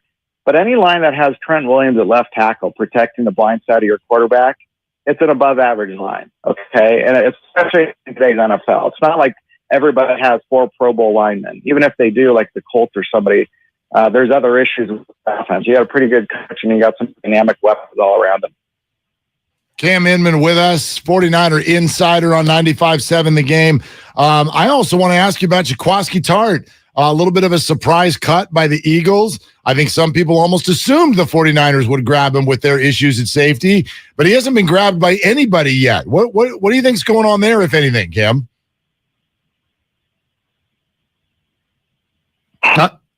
And gone. Okay. All right. See if you can get Cam back, and we'll keep rocking and rolling as well. We'll get to some of your calls here at 888-957-9570. Your favorite radio guest, Adam Rank, is coming up in 20 minutes because he's a whole lot of fun. He can talk about anything in the NFL, and I would venture to guess a lot of people are having fantasy drafts this weekend. I would venture to guess, and Adam is really, really good on that as well. He's good. I enjoy him actually on the NFL Network, though his predictions on the Niners are almost always go the other way. Right. They went 13-3. Didn't he have them 3-13? 3-13. Yeah, yes, that was the famous one, and you got George Kittle going on and everything. Okay, is Cam back? All right, Cam, you got us now? All right, let's thanks, Cam. We'll talk to you. We'll talk to you when you reach a different dimension with your cell phone. What do you think about that? Bomb shelter Cam. I mean, it just didn't happen. So, one of the interesting developments, I think, in the entire offseason that we really haven't talked about, but it's like when you watch the team and when you watch the players interact with each other, you can see that this guy has ascended from not afterthought, but, a lot of people thought special teamer to what he is now. And I'm talking about Talanoa Hufanga. Hufanga is really highly thought of by the 49ers. Like when they get out there and stretch, it's usually Jimmy Ward and Hufanga that are kind of leading the thing. Hufanga, you heard Lynch talk about him yesterday. He's got a lot of confidence in Hufanga. So they feel great about their starting safeties with Jimmy Ward, if Jimmy Ward's healthy, and you got Hufanga there. Because Hufanga's, every time this team reconvenes, whether it be mini camp, training camp, he gets better. And then when you watch him, he's really there with D'Amico, and they're dialoguing quite a bit. He's working on his techniques constantly, and he's working on his athleticism. So I think they're, in a lot of ways, the Tart question's interesting because I do expect they're going to at least kick tires on Tart on coming back. But they love their number one safeties, and they think it could be the strength of their D. Yeah, so maybe if there's another injury, I mean, obviously they don't have a roster spot right now to bring in a backup offensive lineman. They cut Trey Sermon, so maybe kick the can down the road. I was just a little surprised to not see him get picked up by anybody once the Eagles let him go. Let's go live to Hot Take Jake with this Jaquiski Tartt update. Yeah, what's up, Kyle? Yeah, talk to some people, and I'm not sure Jaquiski Tartt wants to be in San Francisco. Oh. So I don't know if he sees them as an option unless they're going to way overpay him, which they're not want to do at this point. Okay, and am I reaching to think that might have something to do with how he was treated after the dropped pick? No, I don't think it was necessarily that. I think it had to do with stuff earlier in the season, like he went on IR, and that was a little bit of an issue, I think, and just kind of how they treated some of that injury stuff with him. Huh. Yeah. Oh, that's interesting. Well, and he's had multiple stints already with them, right? Didn't he go away and come back already once? Was he cleared waivers? Tart maybe was always around. Okay, maybe not. I'm not remembering that, but I mean, they drafted him, and now Hufanga's ascended into his starting position. And if he were a little bit turned off to the reaction last year, I think that would be fair. He did own his mistake. He sure did. And there were an awful lot of people who still, to this moment, kind of, hold his feet to the fire on that thing. And maybe he just wants to turn the page. I mean, gosh, if we held feet to the fire every time a DB drops a pick, holy hell. I mean, I get that it was the situation. It was the NFC title game. But my gosh, how many picks in the playoffs would Jimmy have thrown if DBs caught all the balls that were thrown to them? Well, and then the other emphasis is that, when you look at Tart's production on the ball as far as interceptions throughout his career, and you look at they just brought in Tayshaun Gibson. Gibson has 27 career interceptions. I think they're putting a higher priority now on getting the turnovers and interception production from their safeties, and he just doesn't have that. That's not his game. Let's go to Sean in Napa. Mark Willard, Larry Krueger, 95.7 The Game. Hello, Sean. What are you doing? I'm actually driving here on 880, going to visit my mom in Mountain View, and later tonight I'm going to go meet Trey Lance, a huge autograph show at the Santa Clara Convention Center. So I'm going to go get my autograph from Trey Lance. I want you to tell both of these people upon arrival that you love them. Okay, your mom and Trey Lance. I will. All right. So what's on your mind? I put my mom in the same company as Trey Lance. So there you go. Them both. So good for your mom. All right. I'm gonna. So I want to talk about this Niner defense and everything. I have a couple of wild predictions for you guys, but I believe there's going to be three. I believe the Niners are going to have multiple shutouts this year as a defense. And my second prediction is there's going to be three members of the Niner defense with 10 or more sacks. I'm going to name them right now. Bosa, which he's going to have Bosa, Kinlaw, and Drake. And Bosa is going to break the single-season sack record this year. That's my wild prediction. So three double-digit sackers, and none of them are Eric Armstead. That's interesting. Kinlaw is going to wind up with 10.5 sacks. I don't know about that. You realize Kinlaw's played 18 NFL games. He's got 1.5. 1.5 sacks in 18 games. But I mean, and he's an interior lineman. He didn't always play well. He's very rarely been healthy. I mean, he's a 2-down kind of guy. I mean, I think he's a 3-down guy, but he's not a pass rusher. Really, big year for him. Yeah, it's a really. I mean, like it could be awesome. And the hype is that yes, this is a healthier, more focused, more everything version of Javon Kinlaw, and the preseason suggested that maybe there is a reason for that hype. But now here we go. Now you got to do it. And what I always hate, I hate when an NFL player, this happened for years to Jimmy Ward.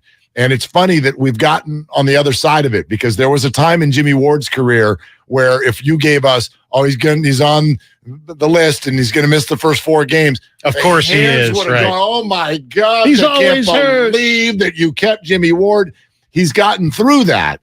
And now we love him and he's played a phenomenal football, but Kinlaw's in that bad spot where now it's going to get held against him if he gets hurt, which I hate in football because it's just obviously patently not fair. Yeah. It's not fair. Kinlaw, by the way, looked so dominant in the one-on-one, in the practices with the Vikings. Okay. When he bulldozed the center, I mean, and then that sack in the game that he had on the stunt. I mean, if Kinlaw fulfills his potential and stays healthy, and Charvarius and Jimmy are healthy on the back end, this defense is going to be incredible. Well, Kinlaw, I was thinking about that draft, the Kinlaw draft and the trade of Defoe and all of that stuff. I was thinking about it this morning because actually I was driving in and I'm listening to Bonte and Steven talk about CeeDee Lamb. And you remember that pick that so many people thought it's going to be Jerry Jeudy or it's going to be CeeDee Lamb. They're going receiver early. And they were all still there. Everyone was like, oh, they're not going to be there. They're all still there. And the Niners like, we're out. Like, we're not going to do that. And so they go ahead and replace. And then, CD has become a dude. We'll see about Jeudy now that he's got him. Was right. I mean, there were some very, very good receivers. But in this moment, I still don't regret the way they went. I think conceptually they were doing it right. And we've reached a spot maybe better than any time in recent memory, where as a 49er fan, you're comfortable with the receiving core. I like their receiving core. I think they've got their receiving core where it needs to be. They're stacked at receiver. I mean, they're stacked at running back, wide receiver, D-line. I mean, they got a bunch of spots that they're really, really stacked at. Yeah, I mean, it's going to be – They're set at. I mean, they've got some nice players at all these positions, but my only concern up front is, can they replace DJ Jones against the run? Can they stop the run? If the Niners can stop the inside run, man, they got depth of pass rushers. They got depth of D-line. They got the best linebacking core in the game. They got an improved secondary. It's going to be a really, really fun year if they can stop the run, right up the middle. Well, Kyle was doing this yesterday because clearly he doesn't have enough to do. We've actually discussed this with Kyle. He's very, very excited about some things socially that he's got in his life coming up. And you and I both laughed because he was like, I can't wait. Like, I don't usually get this opportunity. Like, there's just not much on the calendar. And both of us looked at him and go, you don't have kids, do you? Right. You have no idea what a day to yourself is like after you've had kids. You don't even dream for a day by yourself. You don't get to celebrate that before you even had kids. But anyway, back to Kyle and his life. Like, he's sitting around yesterday, and yes, this is partially his job, but he's ranking the 49er position groups. And I think Barrows with The Athletic did a piece on this as well. And I was thinking about, like, position groups. What is the strongest position group on the 49ers? If you just had to pick one, are you going D-line? No. What's the strongest position group? It's linebacker. Linebacker. And it's like, and you know what? If you knew nothing about football and you just watched the Niners kind of on the practice field, you would say linebacker as well, because their linebackers exude athleticism, physical dominance, and just confidence and swagger. Johnny Holland is their coach, and they just kind of bounce around.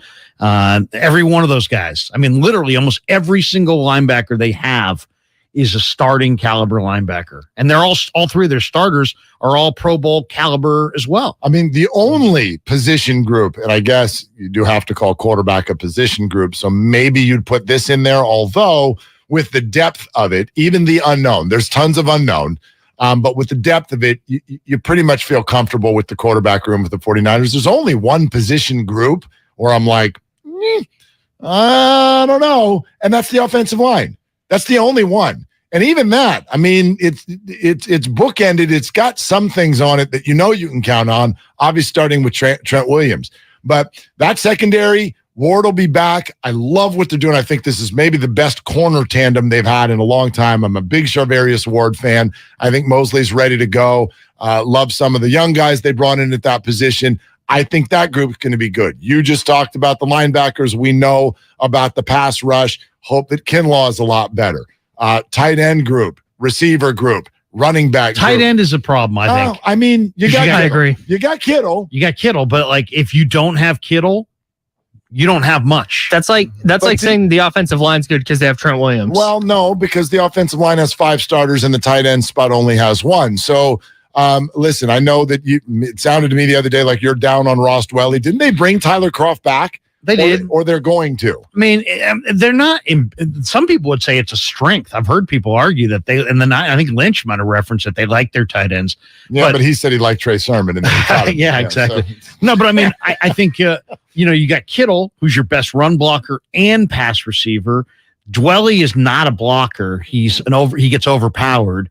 Warner is more of a try-hard blocker. He's a blocker, yeah. But he's not. He doesn't move people in the run game. He's more of a try-hard guy. So they miss Kittle. It's such a passive-aggressive rip to say he's a try-hard guy. Like Yoda would look at Charlie Warner and be like, "Get the hell off my team." Charlie Warner will get attach himself to you. And he just won't let go. What he was missing was bless his heart. Right. Bless his heart. I'm going to save this tape for week 7 if Trey Lance is struggling. Well, Larry, he's trying. He's a try-hard guy. Whatever. It's okay that they're 2-5 because he's trying. I used to have old football coach, but don't try hard. Get her done. Get her done. Yeah, there is no try. But I mean, Kroft, okay, journeyman veteran, Dwell. I mean, if you lose Kittle, you've lost so much. It's a big deal. Yeah. It's a big deal. The drop down is so dramatic. To me, there was 3 guys 2 weeks ago that you couldn't lose. Trey, Trent, and Kittle. Now you got Jimmy, so you're not as concerned about Trey. I kind of throw Juszczyk in there, by the way, just because he's one of a kind. Yeah, and change the offense a little bit when he's not in there. Yeah, there's no backup. Yeah. But anyway, go ahead with your But I was going to say, and then Trent, obviously Trent's a unicorn, and then you've got Kittle, who's like dominant run blocker, dominant receiver. I mean, he's just so key in so many ways. And also, Kittle is their swagger offensively. Like when he's on the field, they have a swagger that they don't have without him. All of it is sponsored by Kirby. That is the great Italian Larry Krueger. Mark Willard with you as well, Willard and Dibs. I'm excited about what's coming up next because not only is it our friend Adam Rank with NFL.com, NFL Network, he too, give me the most versatile 49er. Who's the most versatile 49er? Most versatile 49er. Give me a name. Dante Johnson. All right. Dante Johnson is the most versatile. Elite answer. Yeah, it is. It's an interesting answer. Is that because he's so versatile because he gets signed every year? He can play corner. He can play nickel. He can play free safety, strong safety. He can get signed. He can get cut. Practice squad, active roster. Squad. He can flirt with other teams. He's still there. He's a guy who high-fived Shanahan and Harbaugh. You know what I mean? He got drafted in 2014. That's unbelievable. He's still here. All right, it's a very good answer. All right, so that's how I feel about Adam Rank. Super versatile, because we can get into Garoppolo and Trey with this guy. We can get into Tom Brady's teeth. I have 5 wide receivers. I can only play 3. Okay, we can do that. And I'm so confused on this, or conflicted is a much better word. I feel like I just want to turn this question over to Adam, and whatever he says, I'm going with it. Next week, I got the number 2 pick, half PPR. I need to know who my guy is. I'm assuming the guy in front of me is taking Jonathan Taylor. I have convinced and unconvinced myself receiver of 5 different names. My brain is just full. Adam, tell me what to do. And whatever he says, I will accept it and I will go with it.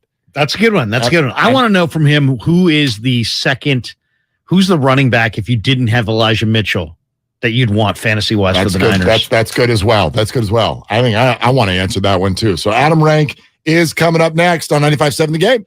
I'm Michael Jenkins, helping you beat the books for BetQL. The best and worst face-off in New York as the Mets host the Nationals. Leading Washington by nearly 40 games in the division, it's tough to find value with the money line in New York. But never fear, BetQL still thinks you can play the Mets. With a not-so-juicy minus 130, New York on the run line is easier to lay than minus 275 on the money line. With the Mets expected to dominate Washington, the BetQL 5-star play of the day is to take New York on the run line over the Nats. Staples has everything for school at great prices. So this year you won't go back to school. You'll be ready to move forward and master 5th grade math. I can't do this. It's impossible. Not you, Dad, your daughter. Staples will help her move forward.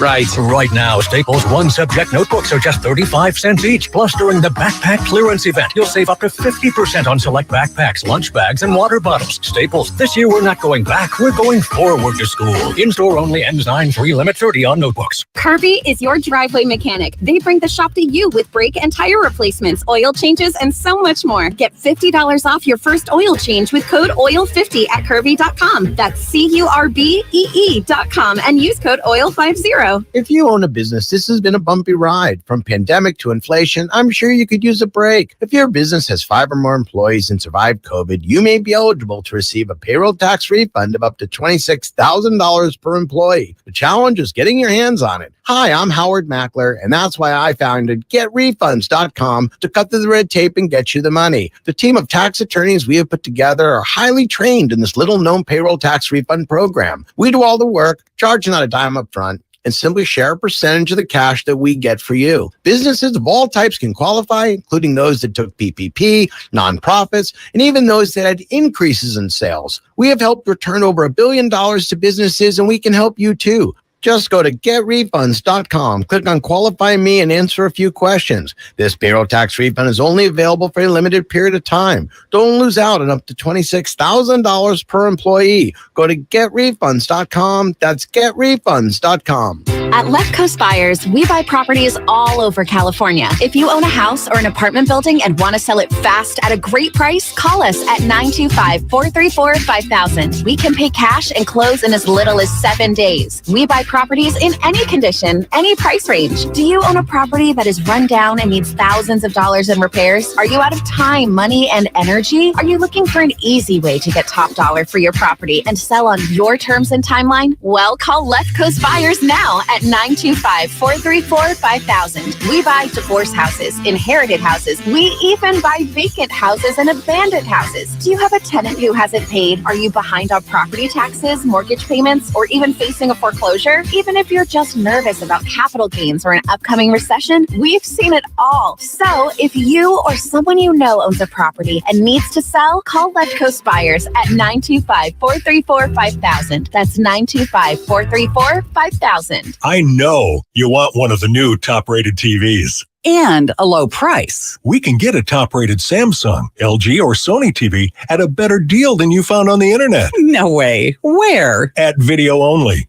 This weekend, they've got special 3-day only prices on all those top TVs. Video Only can beat all these deals I've found? That's right. This weekend, Video Only's got great deals on the best TVs. So let's check them out, or we'll be sorry. Have you ever hired a commercial painting company, then been stuck managing your own project?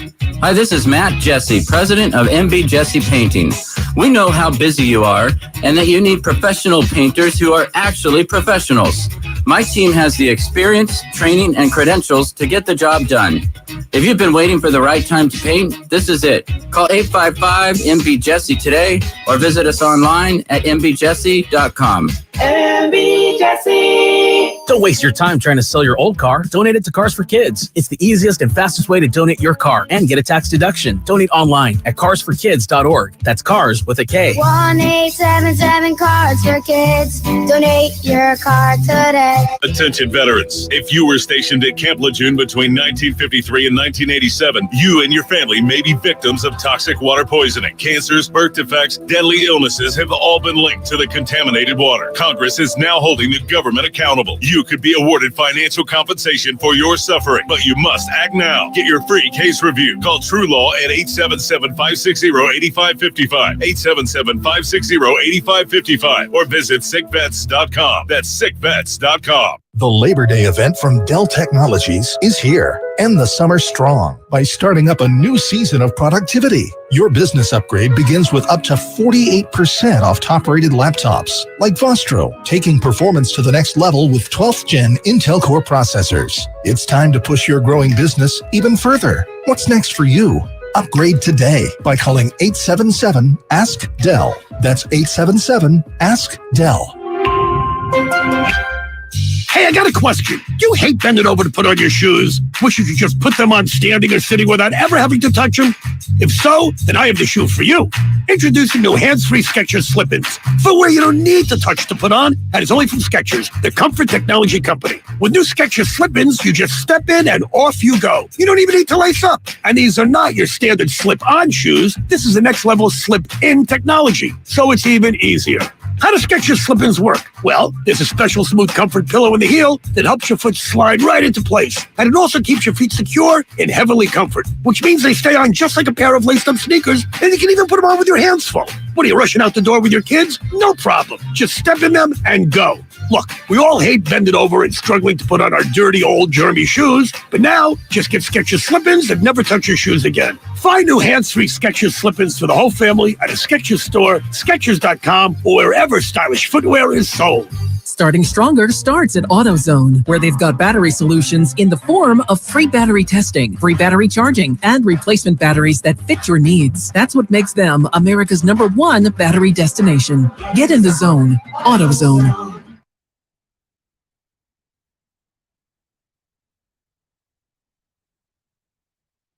Now, back to Willard and Dibs on 95.7 The Game. Oh, my goodness. That's right. I do. I need a remedy. I need a remedy for my number 2 pick problems.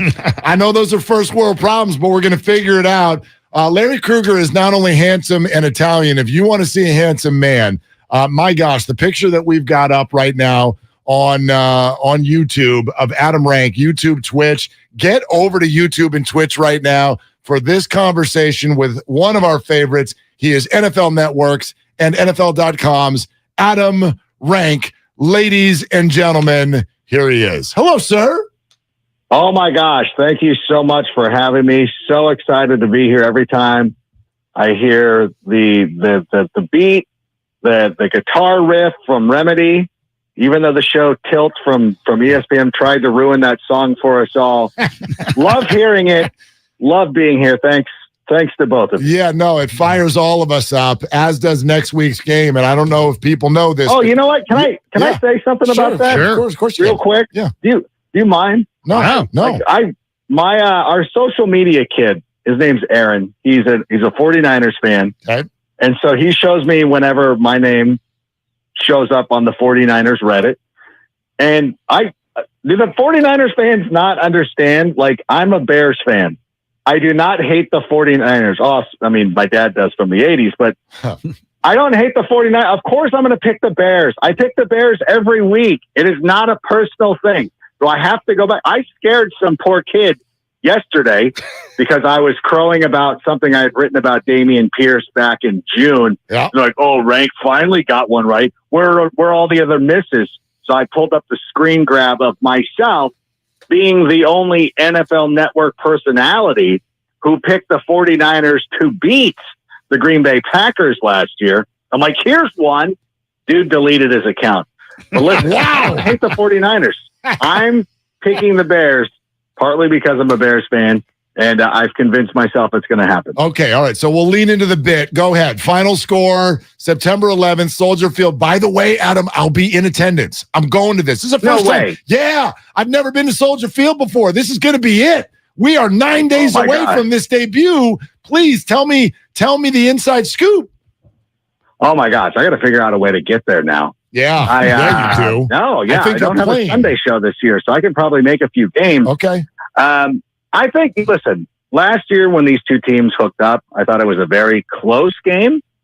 You looked at it, obviously, you know, whenever they show the Justin Fields B-roll, they show his touchdown on fourth against the 49ers. It was the defense that kind of let them down, you know, and this offseason, that's one of the reasons why they went out and used their first two picks, which were in the second round, on Kyler Gordon, who's familiar with a lot of people in the Bay Area because he played in Washington, and of course, Jaquan Brisker. And if that defense can hold up a little bit, and we've seen what Matt Eberflus's defenses can do against the 49ers, although it was against Jimmy Garoppolo, I think this will be a spirited contest once again, and I have the Bears winning a squeaker. Well, you know, we'll see. We shall see. I like the word squeaker. Yeah, that's fun. And the Bears lost a lot up front, though, right? I mean, there's no Eddie Goldman. There's no Akeem Hicks. There's no Khalil Mack. I mean, these guys, it's not quite the defense it was a few years back up front. Our IR looks much different now, yes. Yeah. Hey, what's your read on, you know, if Elijah Mitchell is the Niners' number one back, where do you put Ty Davis Price? And I mean, I like rookie running backs, and I like the kid Zamir White from the Raiders, and I love the Rashad White from Tampa. But where do you put TDP in the whole rookie running back class? Well, you're talking to a guy who was all in on Trey Sermon a few years ago, but I'm undeterred.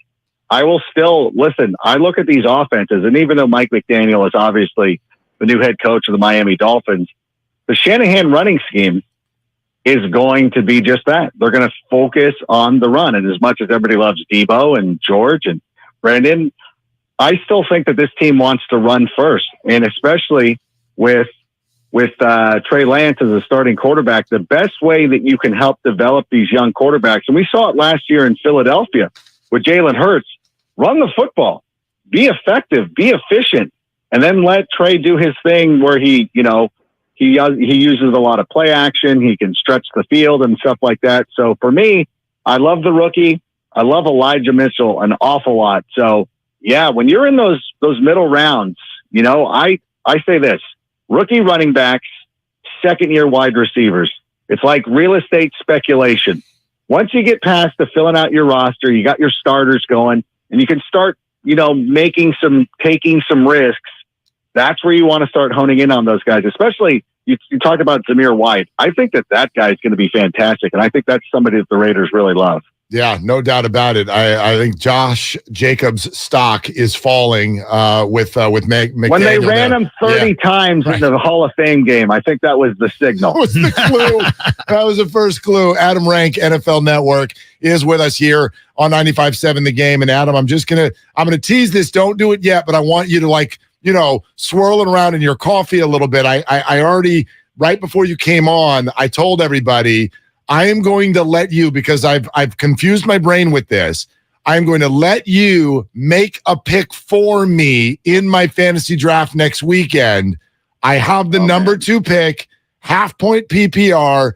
I can convince myself of 4 different people. I'm now just confused and frustrated. So I'm going to hand it to you, but don't do it yet. Just think about that. Okay. I know where we're going. Whatever you say, I'm going to go with it. And then if it doesn't work, I'll just text you every Sunday and be angry. But while you think about that, I want you to expand on what you just said about the Niners are going to run the ball and people love Debo, love George. So it's going to get all spread out. You've got a first-year starter at quarterback. You've got the running game. Is there anyone who's going to be like a really good fantasy performer on the 49ers this year, in your opinion? No, I really love Eli. Like I think that he's fantastic, and I'm always tickled. I've been going with different strategies throughout the draft process here, and I got a number of drafts this weekend as well. And you know what? Every time I'm sitting there and I find Elijah Mitchell right there, Eli Mitchell, I'm like, I'm doing it. I'm going in on it. I know he's, there's always some injury concern, but that's every running back. I'm not going to concern myself with that. I'm going to go with the talent, the scheme, coaches that I trust. Like, that's the one thing about the 49ers. Like, I know that I can trust them. Debo, who I love, is starting to get a little too rich for my blood, but at the same time, George Kittle's now starting to become a bargain. Like, I see him, like, obviously he's like the fourth tight end off the board. I said something about Dalton Schultz the other day, and somebody was like, well, he got drafted ahead of George Kittle. I'm like, okay, do that. So I'm starting to see a good value on George Kittle. We love Elijah Mitchell. Depending on how you want to root for this, I favor Justin Fields because I'm a Bears fan. So when it comes to that part of the draft where people are determining whether they want to go with Trey Lance or Justin, I'm going to go with Justin Fields. But at the same time, I think there's still good values. I think that we're getting a bargain on most of the 49ers outside of Debo. It's funny. We had our draft last week, and I'm always looking for like that one or two players that I think is going to win the league for me, that, I can get late, that somebody didn't count on. The two guys that I kind of centered on this draft, I reached for one, Dameon Pierce, the running back from the Texans. I really think he's going to be terrific this year.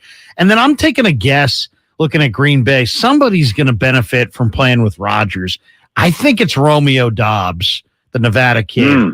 But that kind of flies right in the face of what you just said about rookie receivers. So what do you think? Give me those two, or is there a rookie that you think, man, you can win your league by getting this guy in the 5th round or later?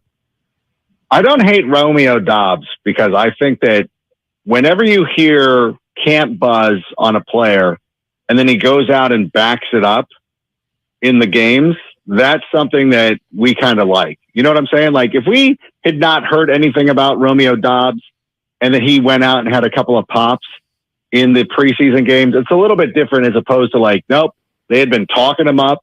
Everybody who covers the Packers was talking about how great he was, and then he went out and he backed it up.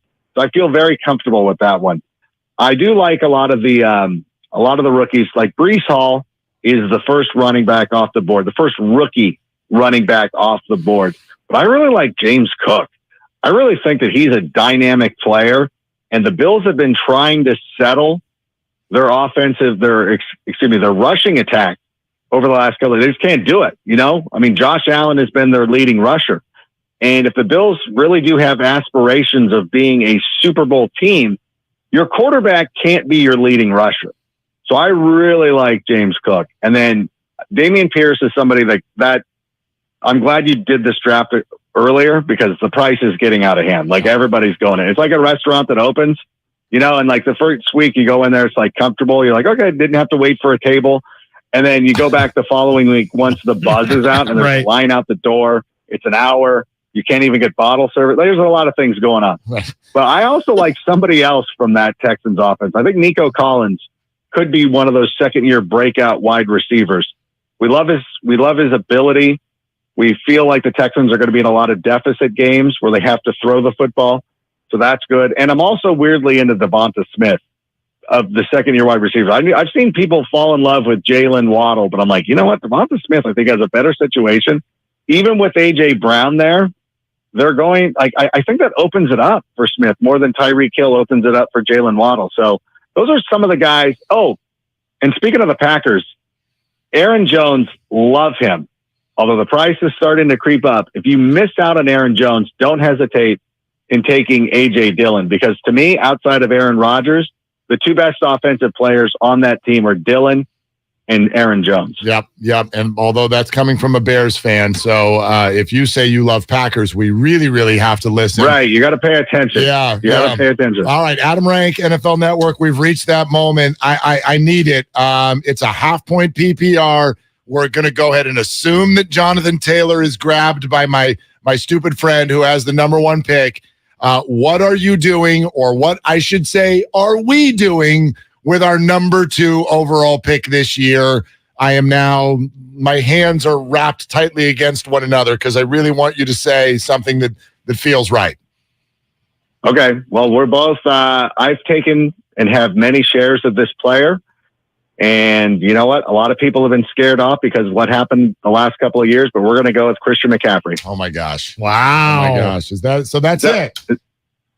Is that what you wanted? Well, that was one of the 4 players that I said you could convince me of. One of the 4, yeah. Yeah. My Let's 4 players, that's right. It was McCaffrey, Eckler, Jefferson, and Dalvin. Those are the 4 players you could convince me of. Oh my God, really? Yeah. I love the Vikings offense. Right. Half-point PP. You know what? You want to go? Okay. Don't change. You want to get no, change? Don't change. Yes, change. You don't know because that's just feeding my confusion. It's not feeding your confusion because I thought your 4 were going to be Austin Eckler, Derrick Henry, and somebody else. No, Henry, no Cup. I should have asked for the 4. Cup is it's too hot because of last year. Henry doesn't catch passes. So no, it's the Vikings and Eckler and McCaffrey. Oh my gosh, yeah. This is the thing. Like, this is what I don't like doing to people because I'm super crazy about the Vikings. I love it. Yeah. But I don't want to make people who are not if I would have known this was your 4, I honestly think the 2 Vikings are our choice. You're going to have. I told him Jefferson. You're just confusing me more. Adam, make a pick. We're not confusing. No, final call. Jefferson. Justin Jefferson. Final answer. We're going Justin. Oh my gosh. That's what we're going with. Oh my gosh. Okay. You know what we're doing? Okay. When we're coming back around, and Peter Schrager helped push me, convince me today, because I'd been on the fence on this player. In the 2nd round or the 3rd round, depending on how you feel, we'll see who's available. We got to get it on Javonte Williams from Denver. I was in on him, and then I was out because I'm like, Melvin Gordon is still there. But then Peter pushed it home, and I'm like, you know what? No, he's right. All right. I'm gonna go. That's a good call. I'm listening. I mean, you're Adam Rank. From James Robinson to Dameon Pierce, you're my guy, and so we're gonna do it. And if it doesn't work, it's your fault. Okay. I'm gonna go try to find a draft where I've got the 2nd. You know what? I'm going to do the same thing. I'm going to take Justin Jefferson. Okay, along. Tell me how it goes. Tell me what happens. I'm doing it. Yeah. Okay, done. All right, Adam. Thank you. No, thank you. I'm glad we did this. I'm glad we worked it out. Me too. Enjoy bottle service at whatever restaurant you go to as well. I meant cork. You couldn't get corkage. Corkage fee. Yeah. I'm not a bottle service. I got corkage. Yeah, that's. You know what I'm saying? Yeah. That's what I meant. Overdo it. Right. I messed up my own metaphor. Thank you, sir, and I'll talk to you next week.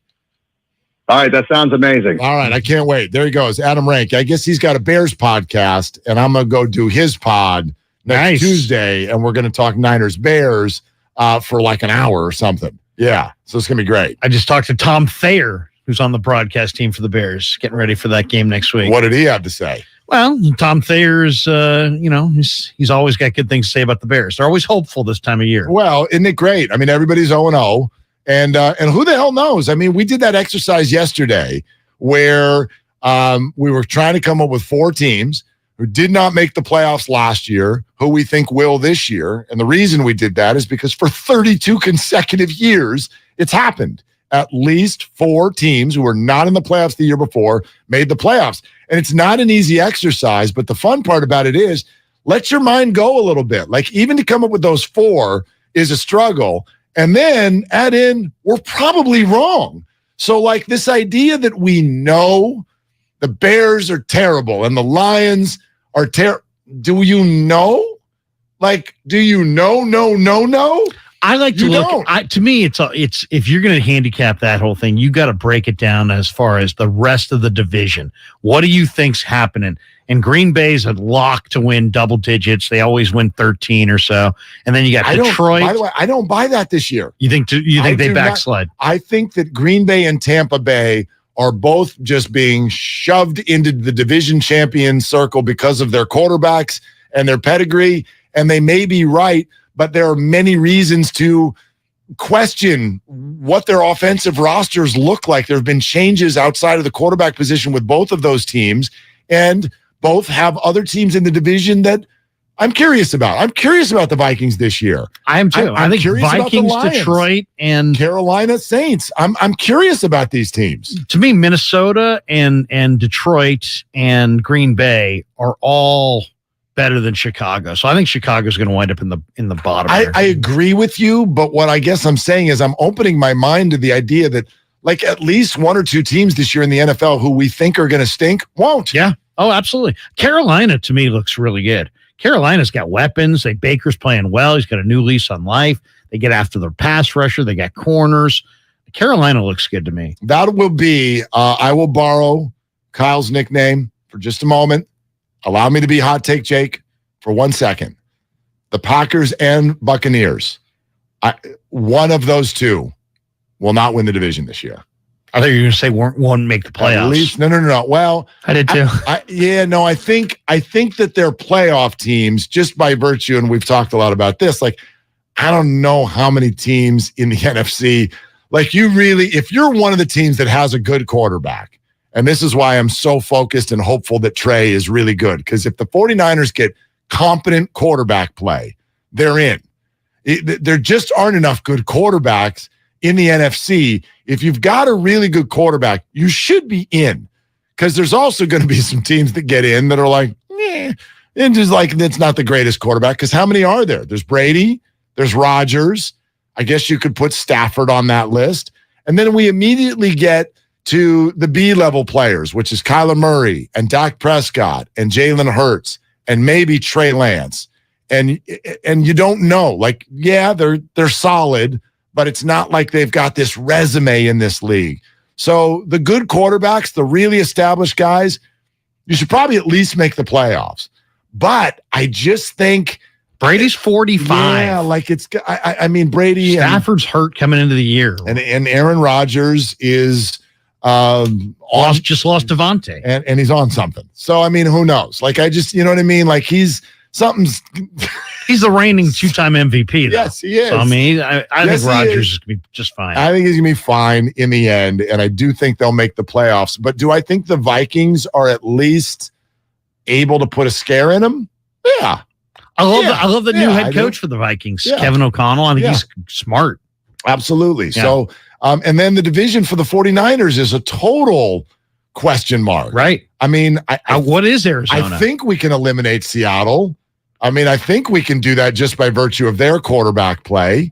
But the other three, you could convince me of anything right now as far as the way that's going to play out. You could convince me. To me, one of the biggest disparities that in the entire league, you could convince me the Rams are the 1 seed in the NFC and that they're going to miss the playoffs. Yeah. You know what I mean? Because they're so thin and they're so top heavy, and they were so fortunate last year, and they won the Super Bowl. There's always that hangover. I just think they could be the 1 seed. They could be 14-3, or they could lose Stafford and it's the Wofford show and they're 8-9. Well, and anybody could lose their quarterback and then it goes sideways, obviously, unless you're the 49ers.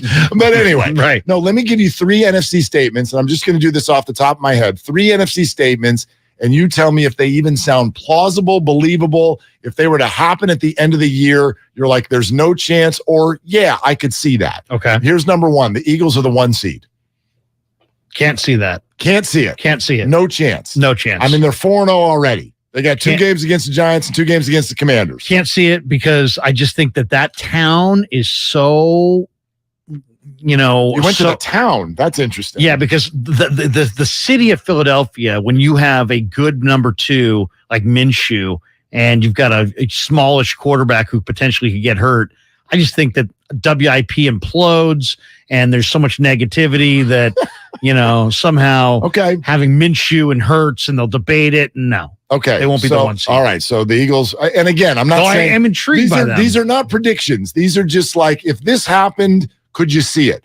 Here's the next one. The Lions make the playoffs. I could see that. Okay. I could see that. Why? Why? Because Please expand. Because they're better on the line of scrimmage. Hutchinson's big time. They were on Hard Knocks. But their defense is so freaking bad. Jared Goff stinks and Dan Campbell's a fraud. Can we keep it a buck? Okay, but why is Dan Campbell's not a fraud? Because Dan Campbell is the most celebrated 8-20-1 coach of all time because he likes to bite kneecaps and he drinks coffee. Cool, man. I drink coffee and eat gelato too. Should I be a head coach? Is my team going to the playoffs? You can have one ass cheek and 3 fingers. I'm still going to kick your ass. That's one of the great quotes of all time. I'm going to clap a strong back. quote. I think the bite kneecaps thing actually worked against him. I don't think people like him because of the kneecap thing. I think people are starting to like him because of Hard Knocks. Yeah, he's made his name on Hard Knocks. I'm not holding a losing record against a guy who's in the process of building something. Kyle Shanahan, 3-13-1 last year. And Kyle Shanahan's got a losing record too. We're going to bite a kneecap off. There's all kinds of context here, and they've got a good organization in some spots now. I mean, I like Brad Holmes. I like John Dorsey. I like Deuce Staley. They've got some guys who can resurrect that thing. Last one, 20 seconds or less. Jameis Winston goes to the Pro Bowl. Well, I mean, that's possible. It's possible. I mean, everybody goes to the Pro Bowl. But I mean, now how many guys go to the Pro Bowl? Jameis Winston plays like a Pro Bowler. It's possible. Okay. It's possible. It's all sponsored by Chilton Auto Body. Much more on that coming up next. Your comments on YouTube, your comments on Twitch, your text on the Comcast business text line, and your calls at 888-957-9570. Plus, it's too soon. You can't have this conversation yet. Can you? I'll tell you what we're talking about next on 95.7 The Game. Have you been in a car accident? Chilton Auto Body has 15 convenient Bay Area locations to help restore your vehicle to pre-accident condition. Chilton Auto Body is also actively hiring for all positions. For more details, head to ChiltonAutoBody.com. The Bay Area's leader in collision repair. I know you want one of the new top-rated TVs. And a low price. We can get a top-rated Samsung, LG, or Sony TV at a better deal than you found on the internet. No way. Where? At Video Only. This weekend, they've got special 3-day-only prices on all those top TVs. Video Only can beat all these deals I've found? That's right. This weekend, Video Only's got great deals on the best TVs. So let's check them out, or we'll be sorry. The following is a commercial announcement. Your local radio stations are here for you. No subscriptions or monthly fees necessary. We're here to give you the news, weather, and traffic you need, and the music you love. But if the foreign-owned record labels get their way, it could stop the music. They want Congress to force radio stations to pay them more money, simply to play their music. Don't let radio go silent. Text LOCAL to 52886 and tell Congress to protect local radio stations. This message furnished by the National Association of Broadcasters. Odyssey knows that football fans can't get enough football. That's why we've got nonstop football coverage on the free Odyssey app. Podcasts and live shows dedicated to every pro team. NFL play-by-play and enough game talk for the most diehard fans. Local radio stations talking football, interviews with star players and coaches, and football fans being fans. What kind of play calling was that? Listen to everything you love about football, live and on demand with the free Odyssey app. Get in the game and download today. Kick off your fall with Labor Day savings at Lowe's. Save $50 on a Lowe's exclusive Charbroil Performance Series 4-burner gas grill, just $2.99. Plus, get 3 1-cubic-foot bags of Stay Green garden soil for just $10. Stay Green provides time-released nutrients based on the amount of moisture in the soil, so plants get what they need when they need it. Shop Labor Day savings now at Lowe's. Offers valid through 9/7 while supplies last. Soil offer excludes Alaska and Hawaii. Okay, everyone gather around. I have some exciting. Running her shoe factory, Kendra talks the talk and walks the walk. We're switching to green energy. She needs a biotech consultant to erase her carbon footprint. All operations will net zero emissions. Indeed can help her hire great people fast. I need Indeed. Indeed you do. You can schedule and conduct virtual interviews all from your employer dashboard.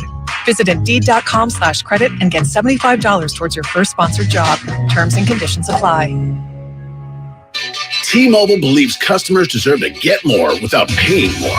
Everything from entertainment benefits like Netflix on Us to travel benefits to Scam Shield protection, all with taxes and fees included. So the price you see is the price you pay. When you're a T-Mobile customer, you get over $225 in value every month in benefits with our Max Family Plan. That's like paying for nosebleed seats and getting to sit in the front row. That's right. At T-Mobile, your family gets over $225 worth of value and benefits with our Max Plan each and every month. Plus, with our Price Lock Guarantee, we won't raise your rate plan price for talk, text, and data ever. That's like paying for a cab and getting a stretch limo. At T-Mobile, you get value beyond the expected. Qualifying service required. Value based on included monthly benefits. Sales tax and regulatory fees included in Max's monthly price. Price Lock guarantees great price of talk, text, and data for new accounts with qualifying service. Exclusions apply. See details at T-Mobile.com. Count on Lowe's for Labor Day savings. Get a Maytag top-load washer for just $568 and a top-load dryer only $548. That's a savings of $462 for the pair. Plus, get free delivery and special financing. Also, buy one, get one 50% off select HGTV Home by Sherwin-Williams Paint and Cabot Exterior Stains via rebate. Shop Labor Day savings now at Lowe's. See store at Lowe's.com for details and restrictions. Gas dryers available at additional costs. Exclusions apply while supplies last. Valid through 9/7. Get in the zone, AutoZone. Welcome to AutoZone. What are you working on today? Thinking about gas mileage. An oil change with quality oil like Castrol Edge Full Synthetic can help your engine get more out of every tank. Right now, you can get 5 quarts with an STP Extended Life oil filter for only $37.99. Get what you need for better fuel efficiency at any of our 6,200 stores or on AutoZone.com. Get in the zone, AutoZone. Restrictions apply. Everyone knows how beneficial therapy can be, but traditional therapy can be overwhelming, confusing, and inconvenient. When scheduling in-person therapy, it can be difficult to find the right therapist near you, and it can take weeks to get on their calendar. We knew there had to be a better way, and that's where BetterHelp began. I'm Danny, co-founder of BetterHelp Online Therapy. When Alana and I started BetterHelp in 2013, our mission was simple: find a way to make professional therapy accessible, affordable, and convenient for everyone. BetterHelp works around your schedule and lifestyle. You can connect to a therapist by phone, video call, or even text message. You don't even have to turn on your camera if you don't feel comfortable. And if your therapist isn't the right fit, you can switch anytime with a click of a button because BetterHelp is designed with you in mind. See why over 2 million members have trusted BetterHelp for online therapy. Go to betterhelp.com/youfirst and get 10% off your first month. That's betterhelp.com/youfirst for 10% off your first month. You're listening to 95.7 The Game, KGMC FM at HD1 San Francisco. Always live on the free Odyssey app.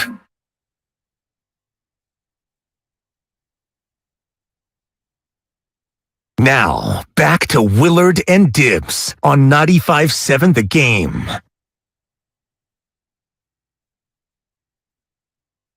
I might do that with the AFC here in a second, too. Just come up with 3, plausible statements and see if you think that that's what they are. We could do an hour on bold predictions in the NFL, and a lot of them would be laughed at, and then a bunch of them will come true. Yeah. Or other ones. I mean, one thing I know is that there's a bunch of bold stuff that will be true at the end of the year. It's just figuring out what it is. We do this every year. It's kind of a funny sort of a thing where it's we look at last year's playoffs, right? And we just put those teams in the playoffs again, even though the data shows that literally never happens. It never happens. In our minds, the Rams, 49ers, and Cardinals are all going to the playoffs. I will promise you right now that doesn't happen. I'll promise it. Yeah. They're not very highly, highly unlikely you're going to get a 3-team playoff division for a second year in a row. Well, no, it's always about what we just recently saw. So I bet if people will probably say that, the Rams are going to the playoffs. Cardinals, I'm not really sure. Why? If you'd asked that question at Thanksgiving last year, you would have gotten, the Cardinals, because they got, they go 7-0 to start or whatever it was? Yeah, whatever it was. Yeah. So I just, I would love to hop into that. I'd love to sort of think about it because, quite frankly, just put it this way. If I'm throwing that statement out, it means that in some world I could see it. I could see the Eagles being really good this year. I can see the Lions grinding out 9-8. I could see Jameis Winston having a year and winning that division. That stuff would not surprise me. I'm not saying that I'm predicting it because there's so many twists and turns to an NFL season. Like every one of these teams is about to go through a journey, like a complete and total journey. Like just go to last year, the 49ers. Think about how many, you ever see the movie Sliding Doors? Yeah. You ever see that movie? Think about how many sliding doors moments happen in a year. Think of the Jimmy Garoppolo story and how we always tag it. Well, he's made 2 of the last 3 NFC title games. In week 18, they were this close 4 times to being going home, to not making the playoffs. Right. But now we tag him with, well, he makes the NFC title game every other year. And I mean, it was a whisker. And actually a pretty great underrated performance by Jimmy in the fourth quarter of that game from not being reality at all. Not even like just being a team that went home. So every team goes through that every year. And that's why I think some of the teams that have a lot of success, like you cruise, the Rams cruise, I think you're on it. The Rams are not going to cruise again this year. I don't know what their story is. There will be adversity. There will. There just is. They only lost one of their top 4 guys. They combined to miss 1 game last year. Donald, Kupp, and Stafford and Ramsey. Those guys played every single week. That's probably not going to happen again. Yeah, like it's the NFL. That's just not the way it goes, right? They did not have any like back-breaking injuries. Yeah. They didn't. And I guess you could sort of make the case that the 49ers didn't. They had guys that had to play through injury, Jimmy, Trent Williams, George Kittle, all of them. But they didn't have that injury like, you know, I mean, there are players, I don't want to name them out loud because I don't even want to put that in the universe, but you know, on every team, there are a couple, 2, 3 players you can't lose. And if you lose them to a bad injury, man, your season's going a different way. I got a buddy of mine who's not a Niner fan, and he knows that I'm doing the pregame for you guys, and he's like, 49ers are my under lock of the year. And I'm like, under lock of the year? And he's like, I don't even know what that means. Well, I mean, I know what it means, but I've never heard that before. You know, that basically that they will go under the Vegas total. Okay. And Got it. And that they're the one team that he feels most confident of as far as the totals are concerned. And the over-under is 9.5 or is it 10? It's 9.5. Okay. But in some places it's 10. But I was saying, I can see why that is because of the, you don't know what Trey is. But man, the 49ers have an awful lot of talent. Well, awful lot of talent on their roster. Here's the surprising, I think. I think they're a 10-win team. I do too, and I think that it's not just that they have a roster and that the NFC doesn't have a ton of great teams. I would ask your friend, have you done a deep dive on the idiosyncrasies of the schedule? And I don't mean that because of the teams that are named on it. But I will continue to hammer this point because I think it's monstrous. After the bye, which comes halfway through the year, the 49ers leave the Pacific time zone one time, and it's to go to Mexico and play the Cardinals. Yeah. And it's early. It's like week 10 or 11 or whatever it is. It's the most favorable travel schedule I've seen from the 49ers in decades. And it's over a help. decade. Like, I think you're going to see that. It's the second half of the season when everyone's hurt and tired. And the 49ers 2 road trips outside of that Mexico one are Seattle and Vegas.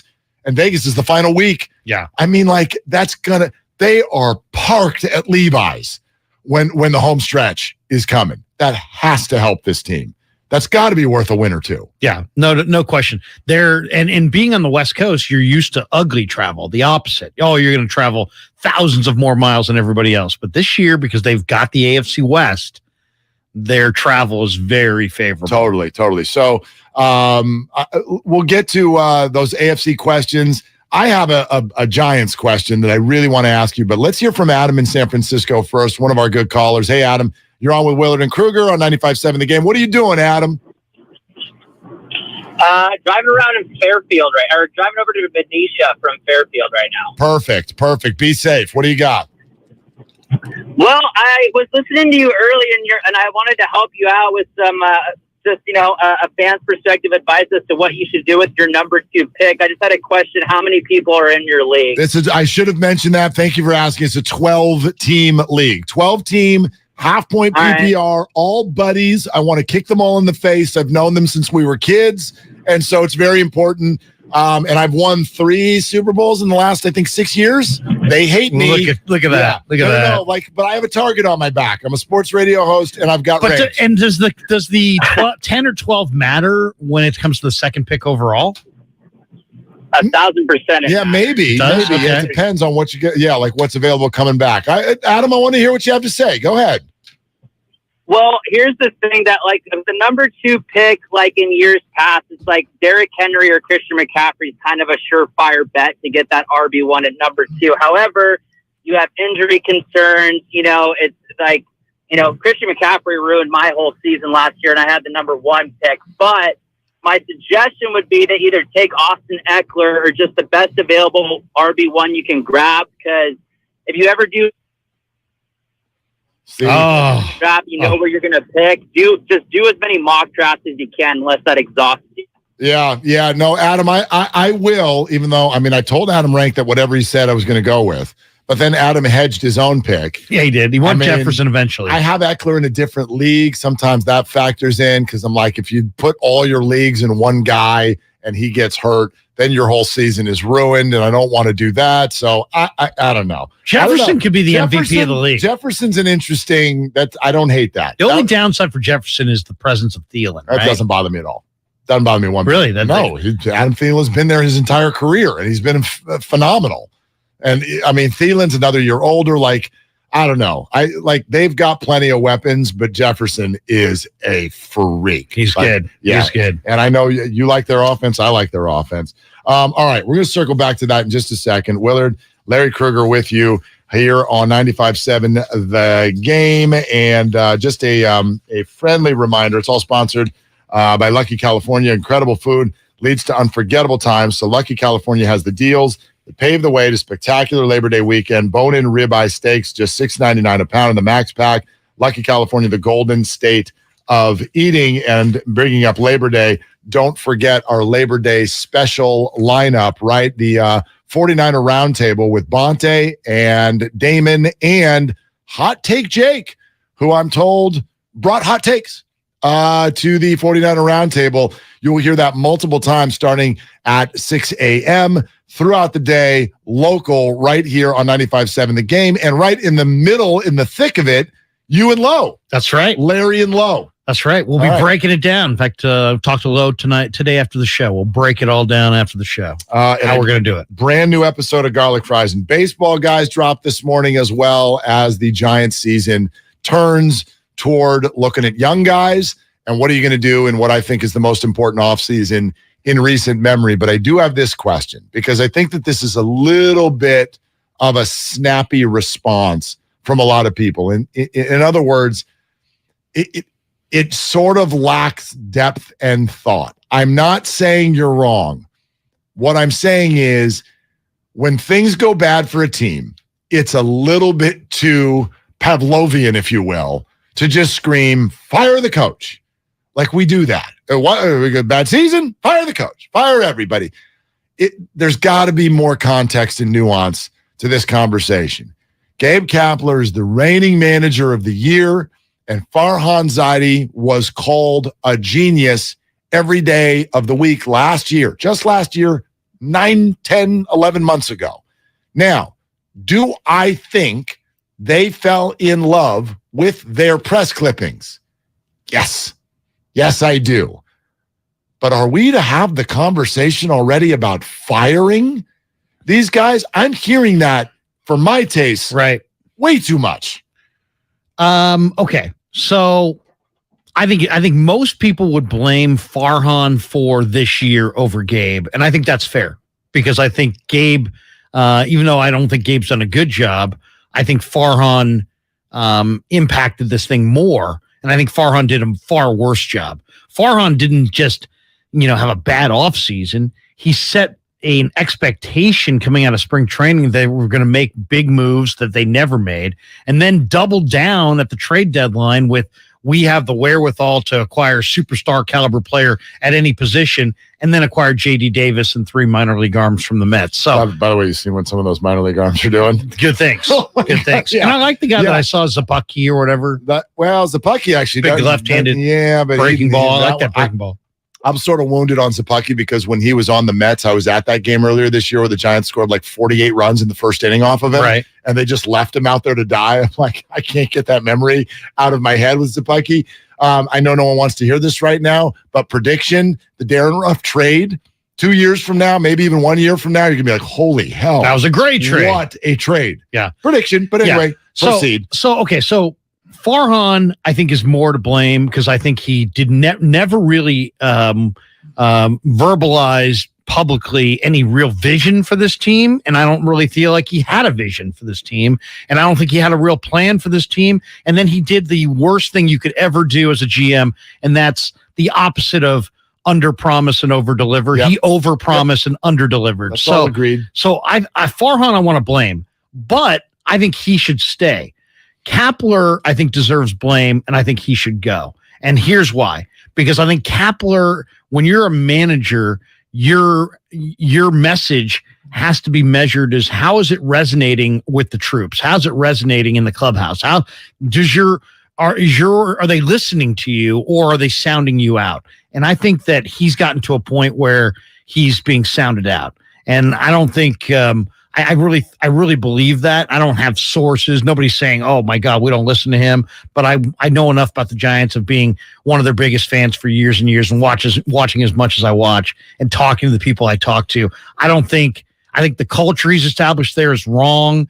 I think he's absolved the players of blame. I think he's sucked up to them publicly.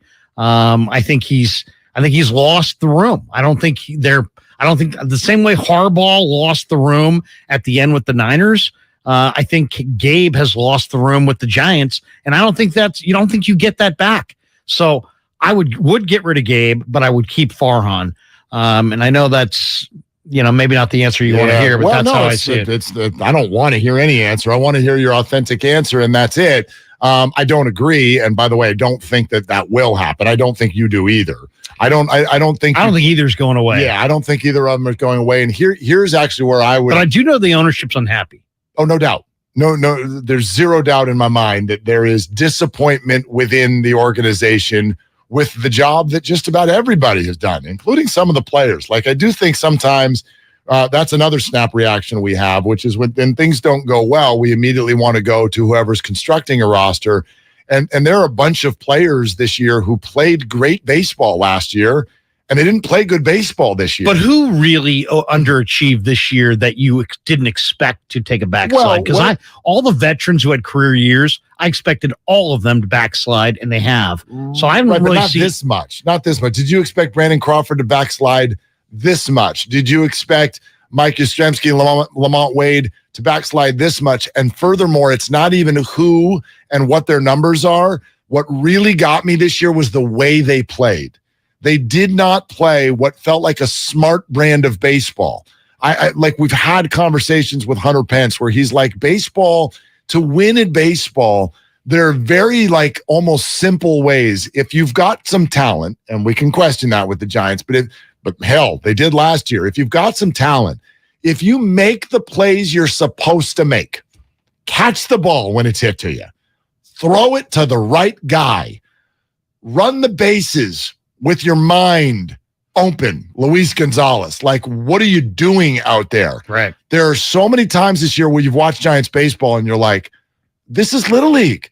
What are you guys doing out there? And so does that reflect on Gabe? Sure. But it also reflects on professional grown men who get paid to play baseball. Like, you guys are better than that. And so that's why. But he's the leader, and optional BP, and no doubt, and not working. I was told by a couple people who know the team intimately that they haven't worked nearly as hard pregame as they worked a year ago. Well, I mean, again, I'm up for reevaluate everything you're doing because it did not work.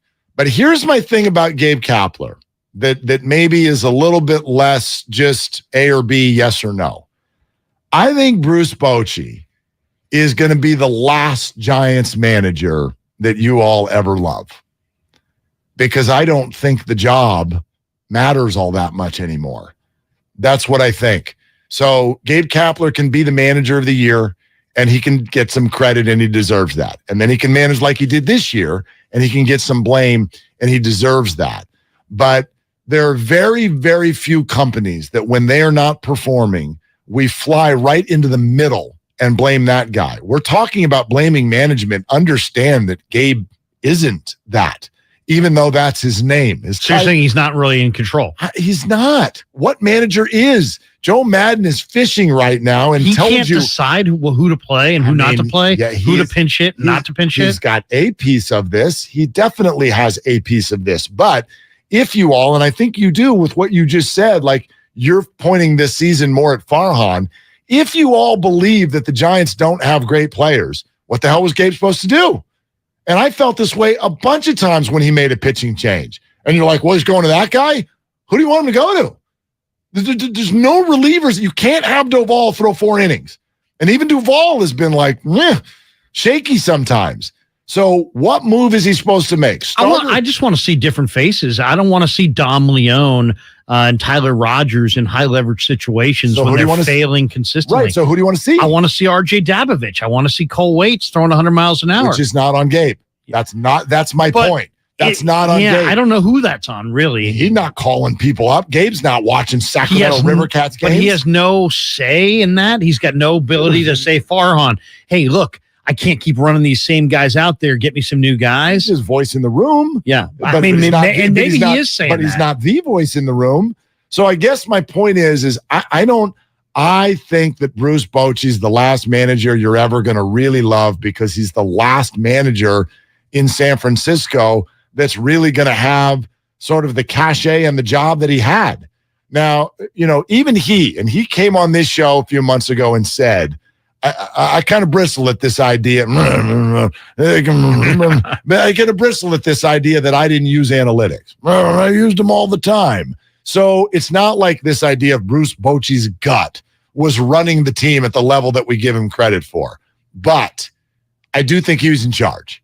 He had been here for a long time. He had rings. He had the clubhouse. He had Buster. They played the same position. There was just a cohesiveness there.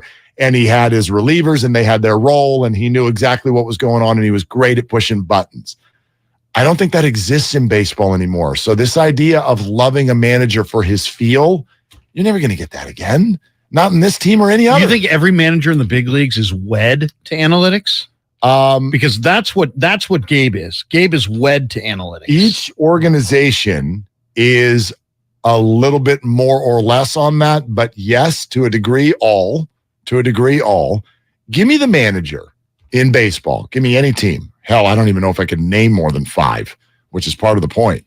Give me the manager in baseball where you're like, man, that's the dude. And he just like commands the stadium when he walks out of the dugout. Who? Yeah, I mean, that is a difficult call. But I mean, I just think, okay, so like we've been watching the Giants every day. Is it smart to keep throwing Wade and Yaz at the top of the lineup? No.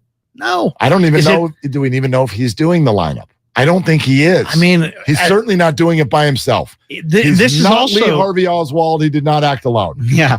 But I mean, this is kind of the inherent problem. I think it's easy for the players to tune out the manager when the manager is clearly not the guy. When a manager's always thought of as being a middle manager type, but when you're truly a middle manager, when you have no control, that's when I think you start to, am I even, do this? Well, why should I even listen to you? Are you even the guy? I'd like to talk to the guy behind the curtain. I'd like to talk to the actual guy instead of you. Yeah. Because you're obviously not the guy. Yeah. But I just don't believe in doing the same thing over and over and over and over again. I mean, I just feel like they do things to protect themselves. Tommy La Stella should have been DFA'd long ago. He's totally done. He's got nothing, but he's not going to be DFA'd because they've got another year on the contract. And he's got a good eye. Exactly. But Lamont Wade should not be hitting 1 or 2. He's hitting 170 or whatever. I'm going to agree with you on all that. And Yaz is, the idea that Farhan wants to bring Yaz back in 2023 after a 221 season last year, a 207 year this year, he's 34. He was a career minor leaguer.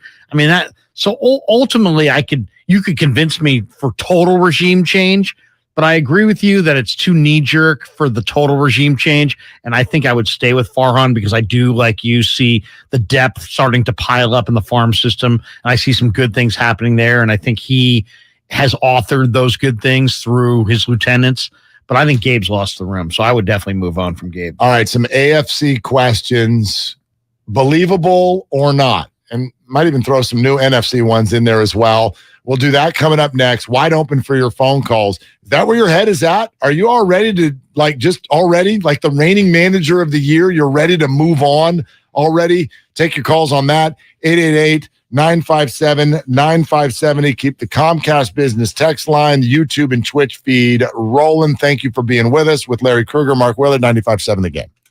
Everything, our farm, our stand, our pop-up shop, it really all started when we discovered the benefits of local, raw honey for our family. And then we decided to turn it into a business. We were looking for something to help us get up and running. So we got the Chase Business Complete Banking Account. It's more than a bank account. It comes with Quick Accept, which lets us take card payments anytime, anywhere in the U.S. using the Chase mobile app. Plus, we get same-day deposits at no extra cost. For us, it's more than honey. It's about sharing a little sweetness with the world. Get the Chase Business Complete Banking Account with the essentials you need to help get your business going. Learn more at chase.com/business-complete-banking. Chase for business. Make more of what's yours. Quick Accept is not available in U.S. territories. Enrollment required. Usage subject to approval. Same-day deposits available for payments before 8 p.m. Eastern Time, Sunday to Friday. Fees and rates apply for checking and processing. Limitations and restrictions apply. Participants compensated. Merchant services provided by Payment Tech LLC and WePay Inc. Subsidiaries of J.P. Morgan Chase Bank and a member FDIC. Hey, Becky, what about this beat for your next song? It's cool, but I'm into faster stuff lately, like Xfinity that gives me beyond gig speeds. Got it. What about this then? It sounds powerful, just like Xfinity. Because its supersonic Wi-Fi has 3 times the bandwidth, you can connect hundreds of devices at once. That's what I call power. Unbeatable internet from Xfinity.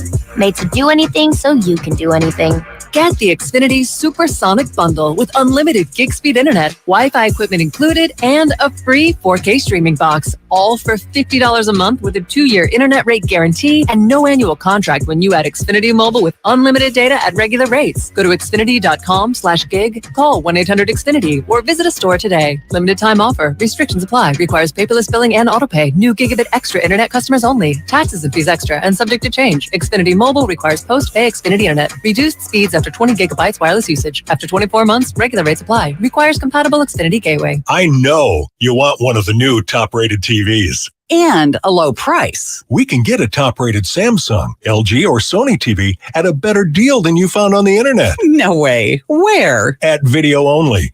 This weekend, they've got special 3-day-only prices on all those top TVs. Video Only can beat all these deals I've found? That's right. This weekend, Video Only's got great deals on the best TVs. So let's check them out, or we'll be sorry. At Left Coast Buyers, we buy properties all over California. If you own a house or an apartment building and want to sell it fast at a great price, call us at 925-434-5000. We can pay cash and close in as little as 7 days. We buy properties in any condition, any price range. Do you own a property that is run down and needs thousands of dollars in repairs? Are you out of time, money, and energy? Are you looking for an easy way to get top dollar for your property and sell on your terms and timeline? Well, call Left Coast Buyers now at 925-434-5000. We buy divorce houses, inherited houses. We even buy vacant houses and abandoned houses. Do you have a tenant who hasn't paid? Are you behind on property taxes, mortgage payments, or even facing a foreclosure? Even if you're just nervous about capital gains or an upcoming recession, we've seen it all. So if you or someone you know owns a property and needs to sell, call Left Coast Buyers at 925-434-5000. That's 925-434-5000. Hi, I'm Aaron, owner of California Deluxe Windows. Ever notice when your neighbors get new windows, there is a large black eye of broken stucco, uneven plaster, and even mismatched paint? At California Deluxe Windows, we never leave a ring around the window. Why? Because we are one of the only companies in California who custom crafts every window and door to your home's exact measurements. Almost everyone else on the radio is a distributor. They grab a window from a warehouse, break open your walls, shove it in, and patch things up. At California Deluxe Windows, we take pride in our work. Our installation technique is so precise, we do not break your stucco. Your house could be covered with potato chips, and we wouldn't crack one. Call now, and for a limited time, you get 30% off your entire order and 24 months of interest-free financing. 800-874-3600. 800-874-3600. That's 800-874-3600. California Deluxe Windows. Windows engineered for life. Certain terms and conditions apply. CSLB number 774518. This football season, adopt a new tradition that's sure to turn fans into family. The Jim Beam Highball. That's beam and soda over ice with a lemon slice. Share one at the stadium or make one at home. Kentucky Straight Bourbon Whiskey, 40% alcohol by volume. Copyright 2022, James B. Beam Distilling Company, Claremont, Kentucky. Drink smart. Nachos! Yeah, your nachos! Hey, I'll take some. Great. And some Frank's Red Hot. Oh, nah, I'm good. Oh, you're just going to eat these dry, plain, boring nachos with no Franks. Seriously? Frank it up. Frank it up. Come on, lady. Frank it up. Frank it up. Frank it up. Yeah! Yeah, this guy finally gets it. Hey, look, we're on the Jumbotron. It's the perfect blend of flavor and heat. Frank's Red Hot. I put that on everything. Get in zone, AutoZone. Welcome to AutoZone. What are you working on today? Starting trouble. No one likes that. We'll get you set up for some stronger starts. You might just need a fresh charge, and we'll take care of that free of charge. But if it is time for a new battery, we've got replacement batteries that'll fit your needs, starting at just $69.99. You can learn more about our battery selection at AutoZone.com. That's what makes us America's #1 battery destination. Get in zone, AutoZone. Claim based on data from the NPD Group 2021.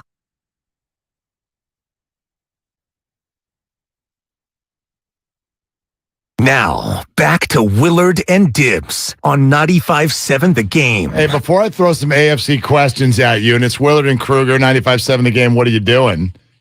Check this out. So, in April, this is funny, you should see these pictures. Front Office Sports just sent this out a little bit ago.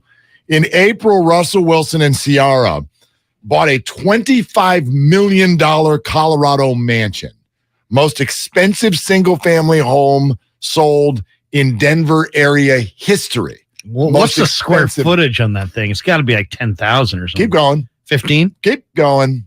Bigger than 15,000 square feet? Keep going, Larry Krueger. Oh, my God. 22,000 square feet. Okay, 20,000. 20,000 square feet. It's a hotel. Here's what's wild. Are you ready for 20,000 square feet? 19 bathrooms or something? 4-bedroom. 4-bedroom? What the hell is that? How many bedrooms you got in your house? 4. Exactly. You get 20,000 square feet for $25 million, and there's only 4 bedrooms. That means he's got like all the big things. He's got a basketball court. He's got a bowling alley. He's got a game room. Probably a bowling There's alley. a theater. Yeah, theater for sure. Indoor pool. Ready for this? A 9-car garage. Sounds like Hearst Castle. Turn that thing into a 6-car garage and get another bedroom. Am I right? Get a guest room. Either that or the bedrooms are like 4,000 square feet apiece. I know. Right. Some big bedrooms. Huge bedrooms. You're texting each other from inside the room. You're like, where are I can't see you. I know. Now, technically, every room in a house that doesn't have a closet is not a bedroom. That's real estate talk. That's right. So, That's right. I mean, that just means there's not enough closets. The game room does, but how does a game room not have a closet? Where do you put the games? I mean, come on. But anyway, yeah, that's what he's got. $25 million. Man, you should see the pictures of this thing. Does it look cool? Where in Colorado? Is it? It's suburban Denver? Denver area. Yeah, I'm sure Russell and Ciara did not want their address put out on social media. But see, that's where you go. That's where you go down. Compound. That's where you start losing cash because just to put the AC on or just to heat that thing, you're talking about Well, and when you $25,000 a month, and so when he retires, ridiculous. Just a guess, Russ and Ciara don't want to retire in Denver. And honestly, who cares? Like, what was the deal he just signed? $250 million or whatever. Right. Like, who cares about money? Fine. And so will she. So I would guess that they're going to retire in Seattle, New York, LA, wherever it may be. So if you put this thing on the market, I mean, there's only like 12 people on the planet who are even in your potentials in terms of who's going to come buy this thing. Yeah. Like, who's going to come buy are you making money on this? It was 25 mil. Are you getting 30 for it in 6 years when you retire? Most likely not. Oh, Parties at Russ's. Seriously. What's the biggest house that what's the biggest house you've ever lived in? And what's the biggest house you would ever buy? Ask me. Are you kidding me? First of all, you're Marin, right? Well, I've only owned real estate twice in my life. Right. And one time it was like, it was just me. It was a one bedroom place. It was a condo. What's the biggest house you could ever picture yourself buying? I would cut it off at about 4,000 square feet. Yeah, I don't think I've ever lived in anything more than 1,800 square feet. Yeah. There are people that need lots of space. I think the house I grew up in, maybe 18 to 2,000, maybe. And by the way, real quick, not to go completely off the map, I've heard this once third kid, whatnot, like, you start thinking about it. I've never had the resource to be like, sure, let's go do $3 million house in California. But people who do have that resource and they're like, we're remodeling and we're going 6 bedrooms and 3 stories. And they've all told me, like, it's not great for the kids to be that far apart. You don't see each other. It's like, I'm in the Eastern Corridor. Right. Like you got walkie-talkies. I'm always like, yeah, I want you right there. You want the log cabin feel. I just like, I don't need to be all up in your business. You can close your door, but like, I want you to be right there on the other side of the door. I don't need to be texting you when it's dinner time. Right. I don't need that. I just want to be like, dinner. And that's it. Wait till your kids get a little older and you have to have rules about, like when they have girlfriend or boyfriend the door stays open. Yeah. There'll be none of this. Really because I'm going to be like right outside it. Yeah, exactly. Door stays open, and I'm sitting here staring in too. Dad, why'd you take my door off? Well, there's nowhere else to go. I can either be in the room or I can be right outside the room. That's all we got. Yeah. So funny. But anyway, I saw that and I was like, wow, the pictures of this thing are stunning. I would love to have. There's a couple things I would love to have that I don't have in my house now. I'd love to have my own batting cage. Will Clark? Yeah, okay. I mean, I'd like to be able to hit. I'd like to be able to hit whenever I want to hit. I want the balls just keep feeding to me. I'd like the Giants to be able to hit, but anyway, exactly. We all have wants. And then I'd like a full court basketball. I'd like to be able to get a little run in, with some buddies. With buddies? Oh, that sounds like maybe full court. Or maybe just have the kids over, play a little full court. I'd love to have a full court. It doesn't have to be an NBA size court. But it's one person at a time. Once you turn 40, if you're playing basketball with other people, it's Achilles. You better have an ortho on speed dial. That's all I'm saying. It doesn't take much. Okay, let me. I also want a steam room. I want a steam room. Now you're just getting bougie. I want a steam room. Just relax. Not a sauna, not the dry heat. My gosh. I want the steam room. Look at you. All right, let me throw 5. Yes. I just jotted down 5 what would be called hot takes or bold predictions. They're not predictions. I just was like, let me throw out things to see if you think this is in any way believable. Right. Like, because there will be surprises in this NFL season. You just got to remember this. You got to think outside the box with these, and you got to think, is it plausible at all? Is it possible? Because yes, they're going, like when I read these, by definition, these would surprise you. But surprises are going to happen. Yeah. All right. So just because we were just talking about Russ, here's the first one. The Broncos stink. I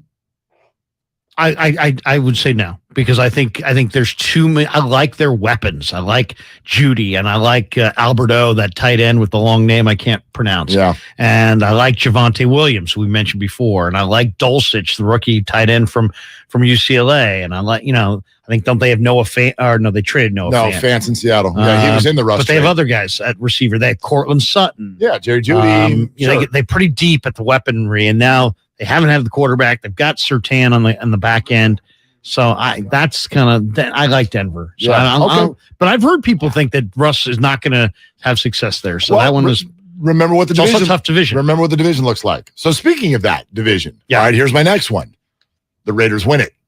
No chance. No chance? No chance. Why? Because the two most important areas outside of quarterback are your offensive line and your secondary, and they're a circus. Okay. I mean, that's a fair answer. Yeah, I don't like their offensive line. I mean, I think their run game. I like both their backs. I like Zamir White. I like Jacobs, but I think they're going to get stonewalled in the hole because they have no O line and their secondary is kind of a mess. All right, what about this one? The Colts are the 1 or the 2 seed. That I can believe.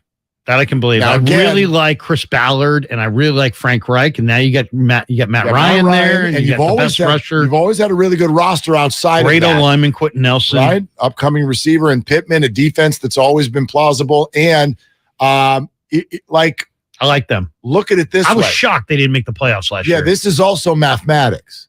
So if the AFC West all going to beat each other up, and I give you the Bills, because I remember I said Colts are the 1 or the 2 seed. If I give you the Bills, no one else in the East is terrifying you. And the AFC North is an odd division this year. Very even. They're going to beat each other up. Even. You got Cincinnati, who we remember as being better than they were because of their postseason run. Right. But they were 10-7 team last year. You got questions like Lamar's going into a lame duck. They might franchise tag him. Pittsburgh quarterback transition. Cleveland's got the Deshaun situation. No, the big quarterback situation is Baltimore because Lamar's got no deal and he may not have a deal. That could get ugly. So if the Colts win that division and they've got games against Houston and Jacksonville and Tennessee, I don't even know about them this year. They could pile up a big win total. Could they go 12-5? Yeah. Okay. I like that one. Speaking of the division, all right, here's the next one. The Jags win 8 games. No, I don't think Jags. They pour a lot into that roster. Yeah, no. They pour a lot of money this offseason into that roster, and I hear people like the way Trevor Lawrence looks. I don't believe in the Jags. Weak division. I know. And all I'm asking for is 8. Could you go 8-9? I mean, it's possible, but I would still say under. All right. I think, and maybe under by multiple games. Last one. Steelers win the division. I think it's definitely possible. Definitely possible. I think Pickett's a very seasoned quarterback. So for a rookie. I mean, he's not a seasoned quarterback. He's a rookie. Yeah, for a rookie. But I'm just saying he doesn't come into the NFL like I don't know how to play the position. He's played a lot of football. All right, we got some calls to get to. We will stay right there. 888-957-9570. Keep it coming on the Comcast Business text line. It's all sponsored by Innova International. Willard and Larry on 95.7 The Game.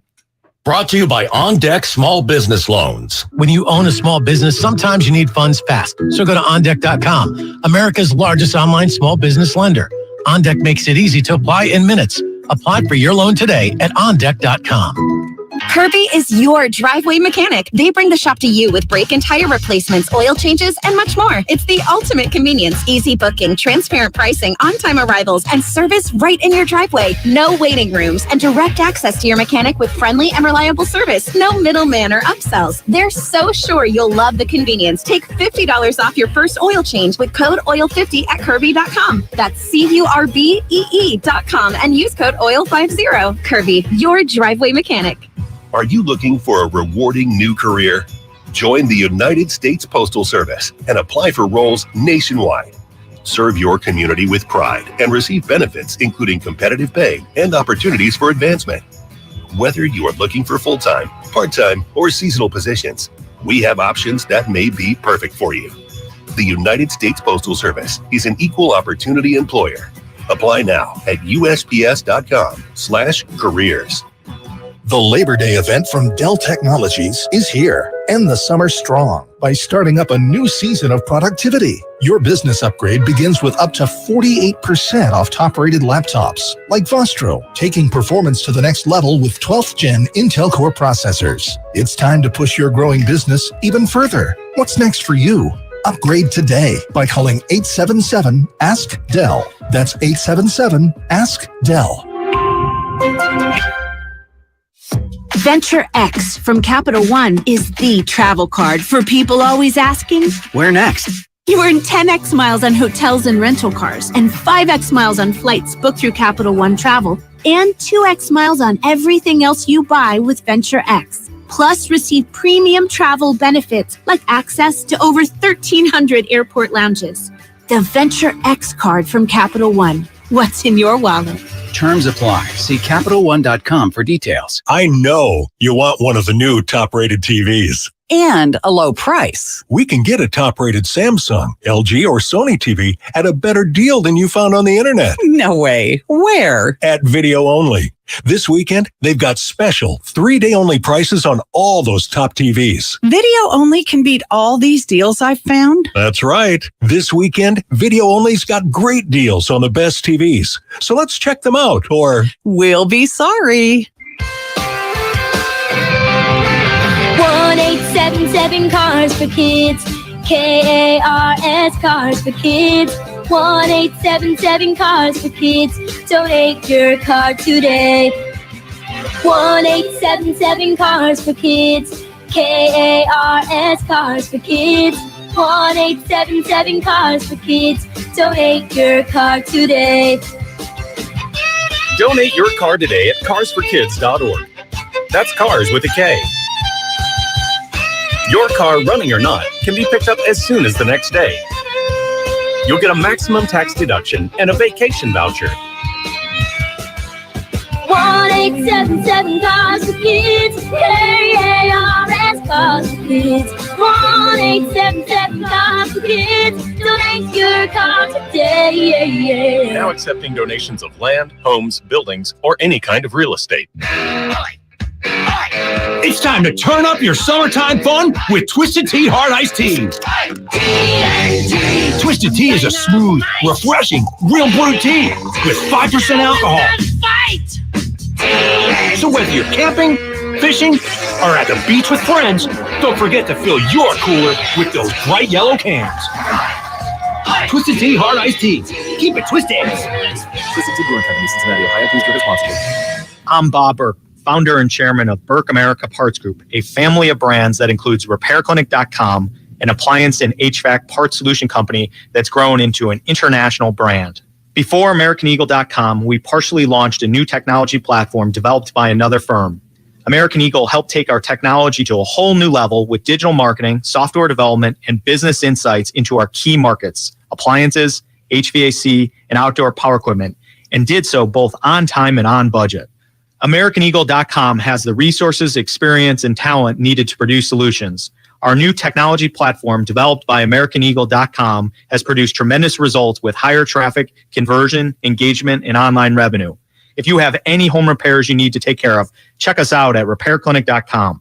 If you need a world-class website or technology project, then I would highly recommend AmericanEagle.com. Call AmericanEagle.com at 773-NETWORK. That's AmericanEagle.com, 773-NETWORK. It's the calm before the heat. Stanford high is 79 today. Weather brought to you by the Odyssey app.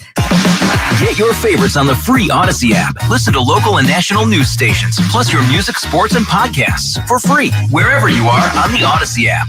The Stadium Tour is rocking the Bay Area, September 7th at Oracle Park, featuring Def Leppard, Motley Crue, Poison, and Joan Jett and the Blackhearts. For more info and tickets, visit livenation.com.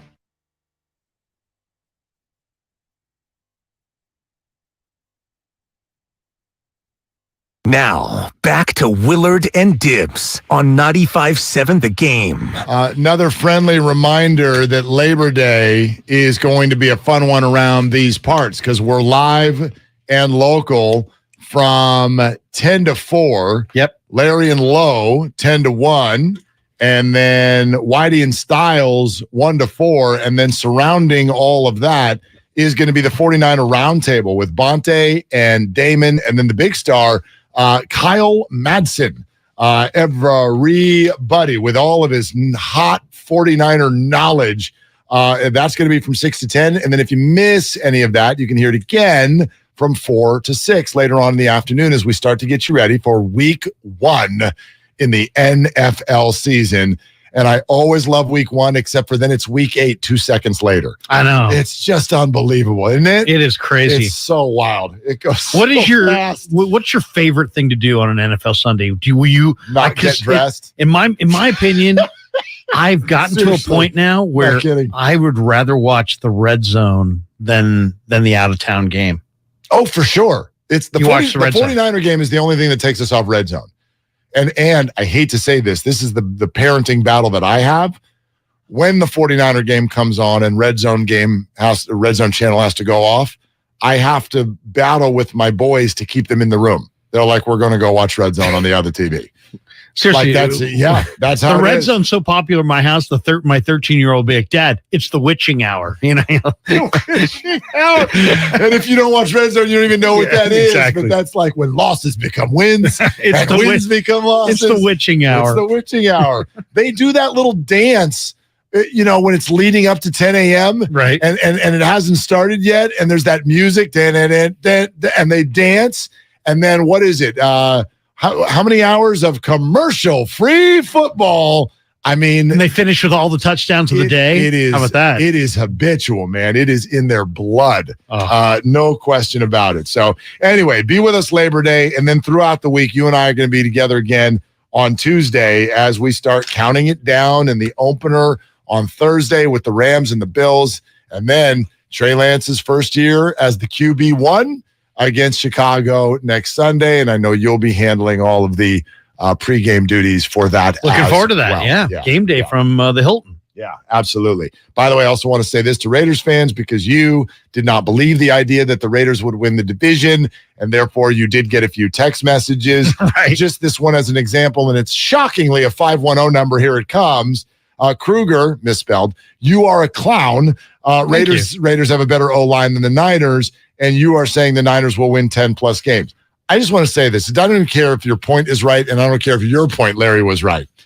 Raiders fans, if you're a fan of the Raiders, do you understand that you treat your team the same way the rest of us treat our moms?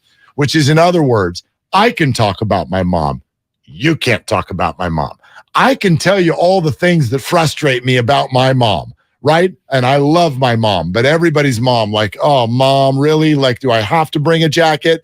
Like, it's time to go. Do not talk about my mom. And Raiders fans, I hear you all the time. Oh, Derek Carr stinks. Derek Carr. If you go, yeah, Derek Carr stinks, they'll be like, you shut up.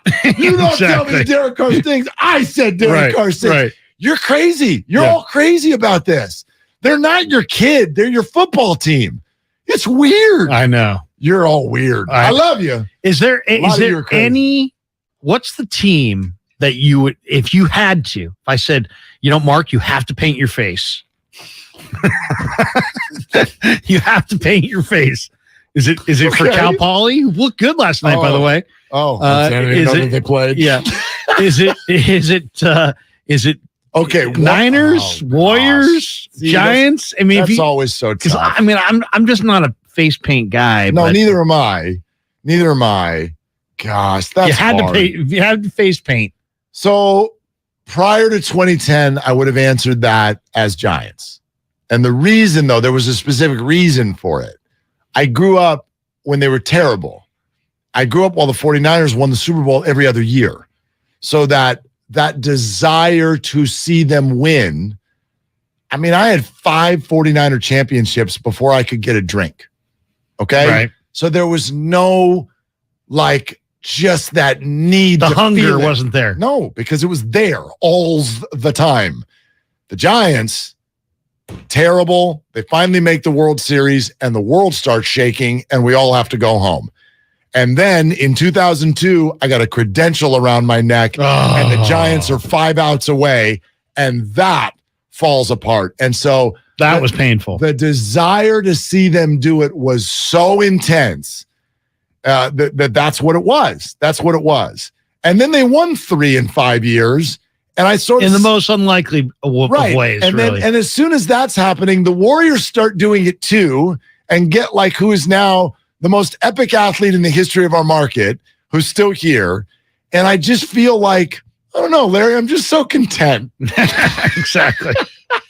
So now it's kind of circling back to the Niners because low key, it's been 30 years. I know. 30 years. How about that? You're 25 years old. You've never seen the Niners win the Super Bowl. And I have kids and they've never seen it. Yeah. They've got Warrior rings. They got Giants rings. They're drunk with all of their success. They've never seen the 49ers do it. I'm 32. I have zero recollection of January 1995. Yeah. Yeah. And so you ended up turning it into a job. There it is. There it is. It was a great team, man. So yeah, it's circling back to the Niners now. That's the best way I can answer it. Yeah. Because like all three I would say teams, Giants, but I've had equal love for all three all the way through. Yeah. You know? Giants, the Giants you've had to endure. So to me, even with the championships, that just seems like it's just something about Giants baseball. You have to endure it. Well, right. Even when it was going well, we called it torture. Right. That's baseball. Yeah. Right? I mean, yeah, absolutely. Let's get some calls before Steiny. And who is it? Is it JD? Is Goo back? Yeah, he's back there. Oh, Steiny and Goo. Look at that. Bobby in Los Altos. Jump on here with Mark and Larry. What are you doing, Bobby? Hey, thanks for taking my call so late. I guess short-time listener, first-time caller to this new program, so I appreciate listening to the two of you. Right on. I want to say this. I don't know if you guys knew, but I guess Jimmy Garoppolo is staying with the Niners. So what? I just wanted to have my take on that because I don't think it's been discussed enough. Really, I want to focus on Trey Lance more than Jimmy Garoppolo. I think the thing that I don't know if it gets talked about a lot, but to me, Justin Herbert, I think we saw his first game because it was nationally televised when, that doctor punctured Tyrod Taylor's lung, whatever it was. Oh. It didn't take 5 minutes. It didn't take 5 minutes of, I don't even know if it was 5 minutes of real time or game time for me to know Justin Herbert is going to be a star. I don't know. I don't think I saw my Burrow's first game, but first time I saw him, it didn't take more than 10 minutes to know he was going to be a star. I've seen enough of Trey Lance to know he is not a superstar.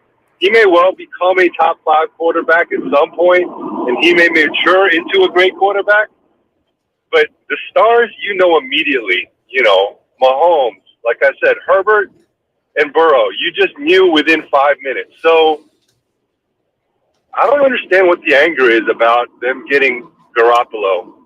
They know he is not an immediate superstar. He's more of a project. Okay, so Bobby, this is a great call because you're speaking my language. Now, you're going a little bit too far for my taste because I don't think we can eliminate any label from Trey Lance yet. I don't think we can eliminate anything. 2 starts in, I can give you a bunch of quarterbacks who have become, the greatest of all time, sort of like limped his way into a starting job and then rode a defense to a Super Bowl championship and then became the GOAT. His name's Tom Brady. So there's plenty of time for Trey to grow into whoever he's going to become. But Bobby's point is part of my point. I do believe the 49ers today wish they were a little bit more sure. They wish that it looked a little bit more solidified than it does. It doesn't mean it won't get there. But he's right. You saw Herbert, and it was like 2 plays in, and you're like, oh my gosh, the Chargers found something. Burrow did kind of feel that way. And then other guys can be good, like Jalen Hurts might end up having a really good year. But when you first saw him, you're like, I don't know where that's going. It's like Alex Smith. Right. So Alex Smith Trey might be fine, but we don't know yet, and that does say something. Because some of the guys, you do. Mahomes, right away. Yeah. No, Mahomes had the skill set. All I'll say about Trey is that I feel like I know he's going to be good eventually, but that eventually is, and then why do I say that? Because I think physically, mentally, and desire-wise, he's got the 3 things that you need, but it doesn't mean it's going to be this year. Doesn't even mean it's going to be next year. Alex Smith was a number 1 pick in 2005. Great prospect on paper. He was a Pro Bowler 3 times over, but he didn't make the Pro Bowl for the first time until 2013. It was 8 years in. So I think they got the right guy eventually, but it doesn't mean it's going to be this year. Well, and they need to get it going this year. They know it. And Alex Smith had what would be considered a very good career. He made a ton of money. We know where the story went with his legs and all of that. He made the playoffs a whole lot with the Chiefs. And so you'd say a very, very good career, but he was drafted number 1 overall. Like that always shapes. Over Aaron Rodgers. Right. That always shapes how we feel about a guy. If Alex Smith had been drafted in the 2nd round, you had a parade for the guy. Yeah. You had a parade for his career. So that's a part of it, and Trey's going to have to deal with that. Trey's always going to be the number 3 pick, and you traded up 3 first rounds of assets to do it. Yeah. So that's going to be a thing for him, no doubt. A lot of quarterbacks are born, but some are made. And Alex Smith was kind of more of a made quarterback. And I think Trey is in that category. You're listening to 95.7 The Game, KGMZ FM in HD1, San Francisco, always live on the Odyssey app. And that brings us to Steiny and Goo time. And looky, everybody's here. Hi, guys. Yeah. How we doing? I'm smiling because last time I seen you and Larry. You were in pain. No, seriously, man. My nerve was dying in my mouth. I had a root canal. It's the worst. It is. Oh, so you had one. Steiny hadn't had one. Oh, yeah. He hadn't had one. Hold on. Because we got so much to do. Yeah. I've never had one. What percentage of people have had root canal? I had under 50%. He has over. My friend, I would say it's way under. I mean, but then he I've said, never had one. He said within the black community, the percentage is my higher. thing was going off like, oh, you got to See, it was that's a lot. interesting because I have what the dentist always told me, even as a kid. They're like, and I don't even know what this means, but they're like, you have really hard teeth. They're very, very, and I'm like, well, yeah, that's everything. In my head, I have a very hard head. So no, but I never had cavities I never had issues with cavities. But yeah, somewhere along the line, I think I was on the other side of 30 already. I had one of those nights where that toothache. Dude, go ahead, Mark.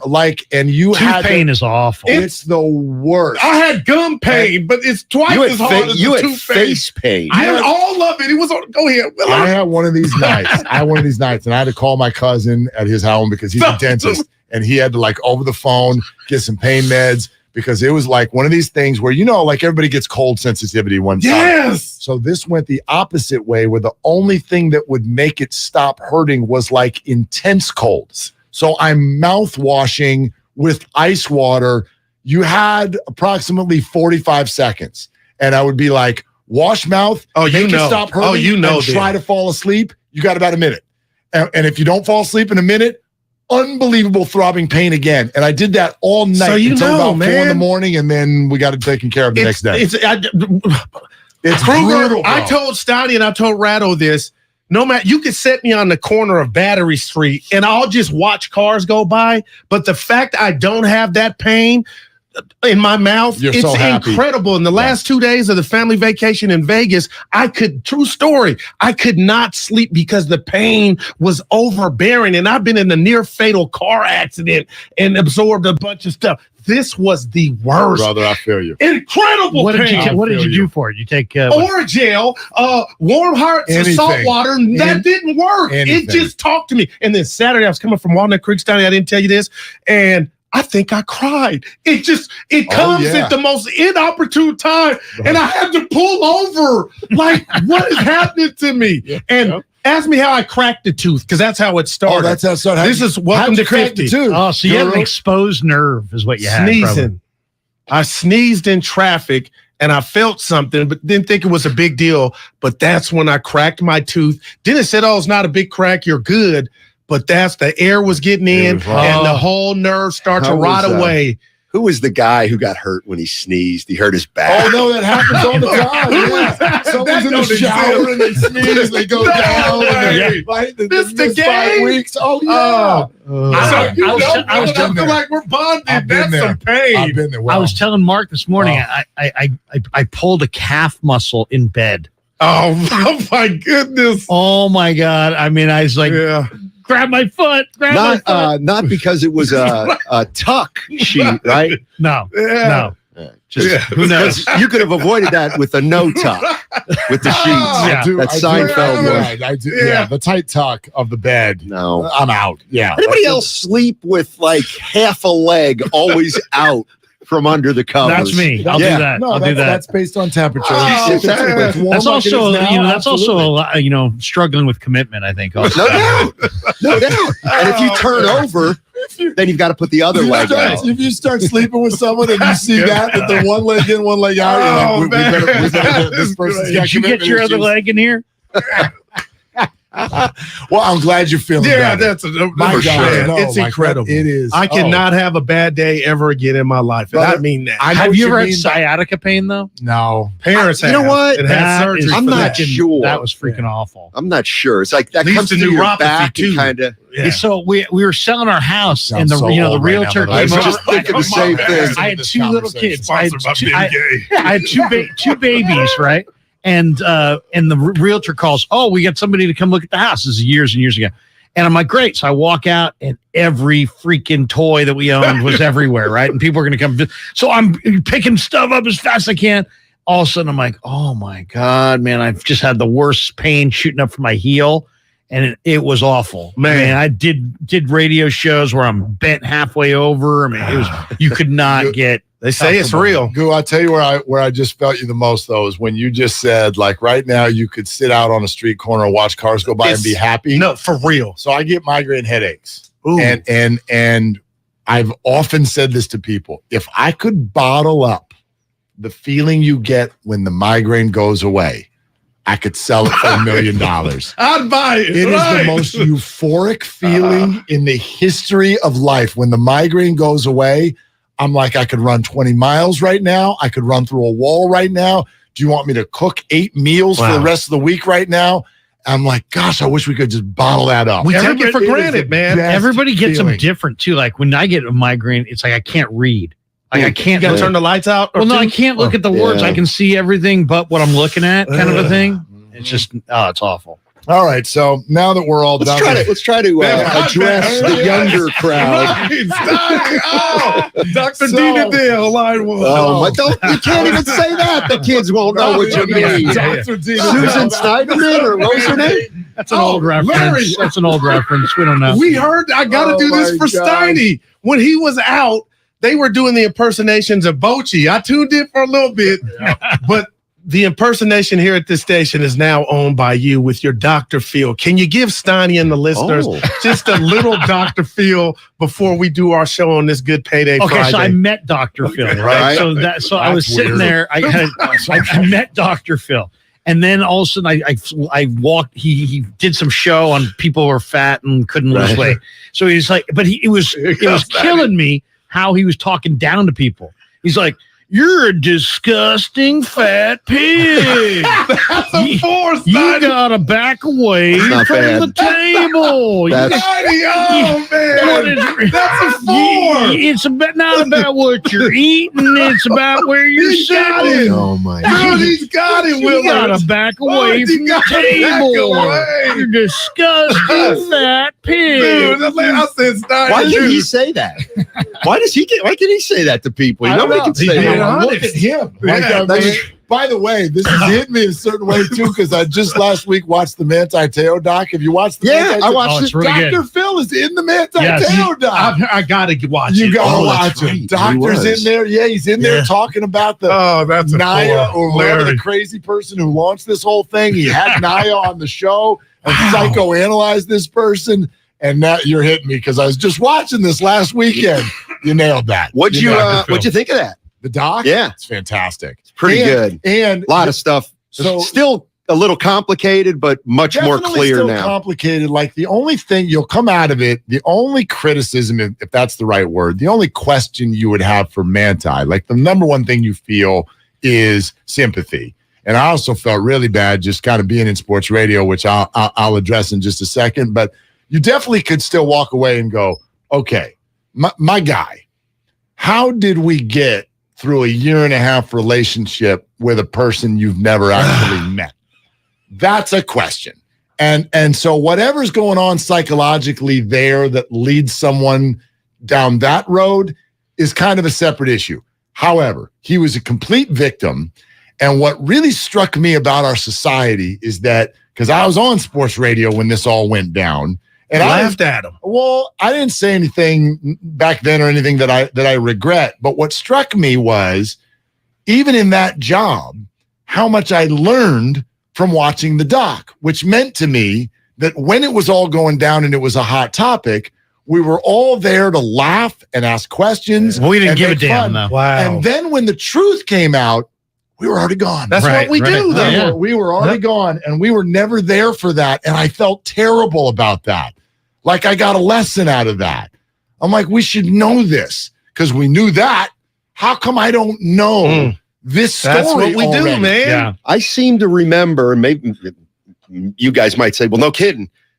Like he took, like people thought he created this woman on purpose. Right. Right.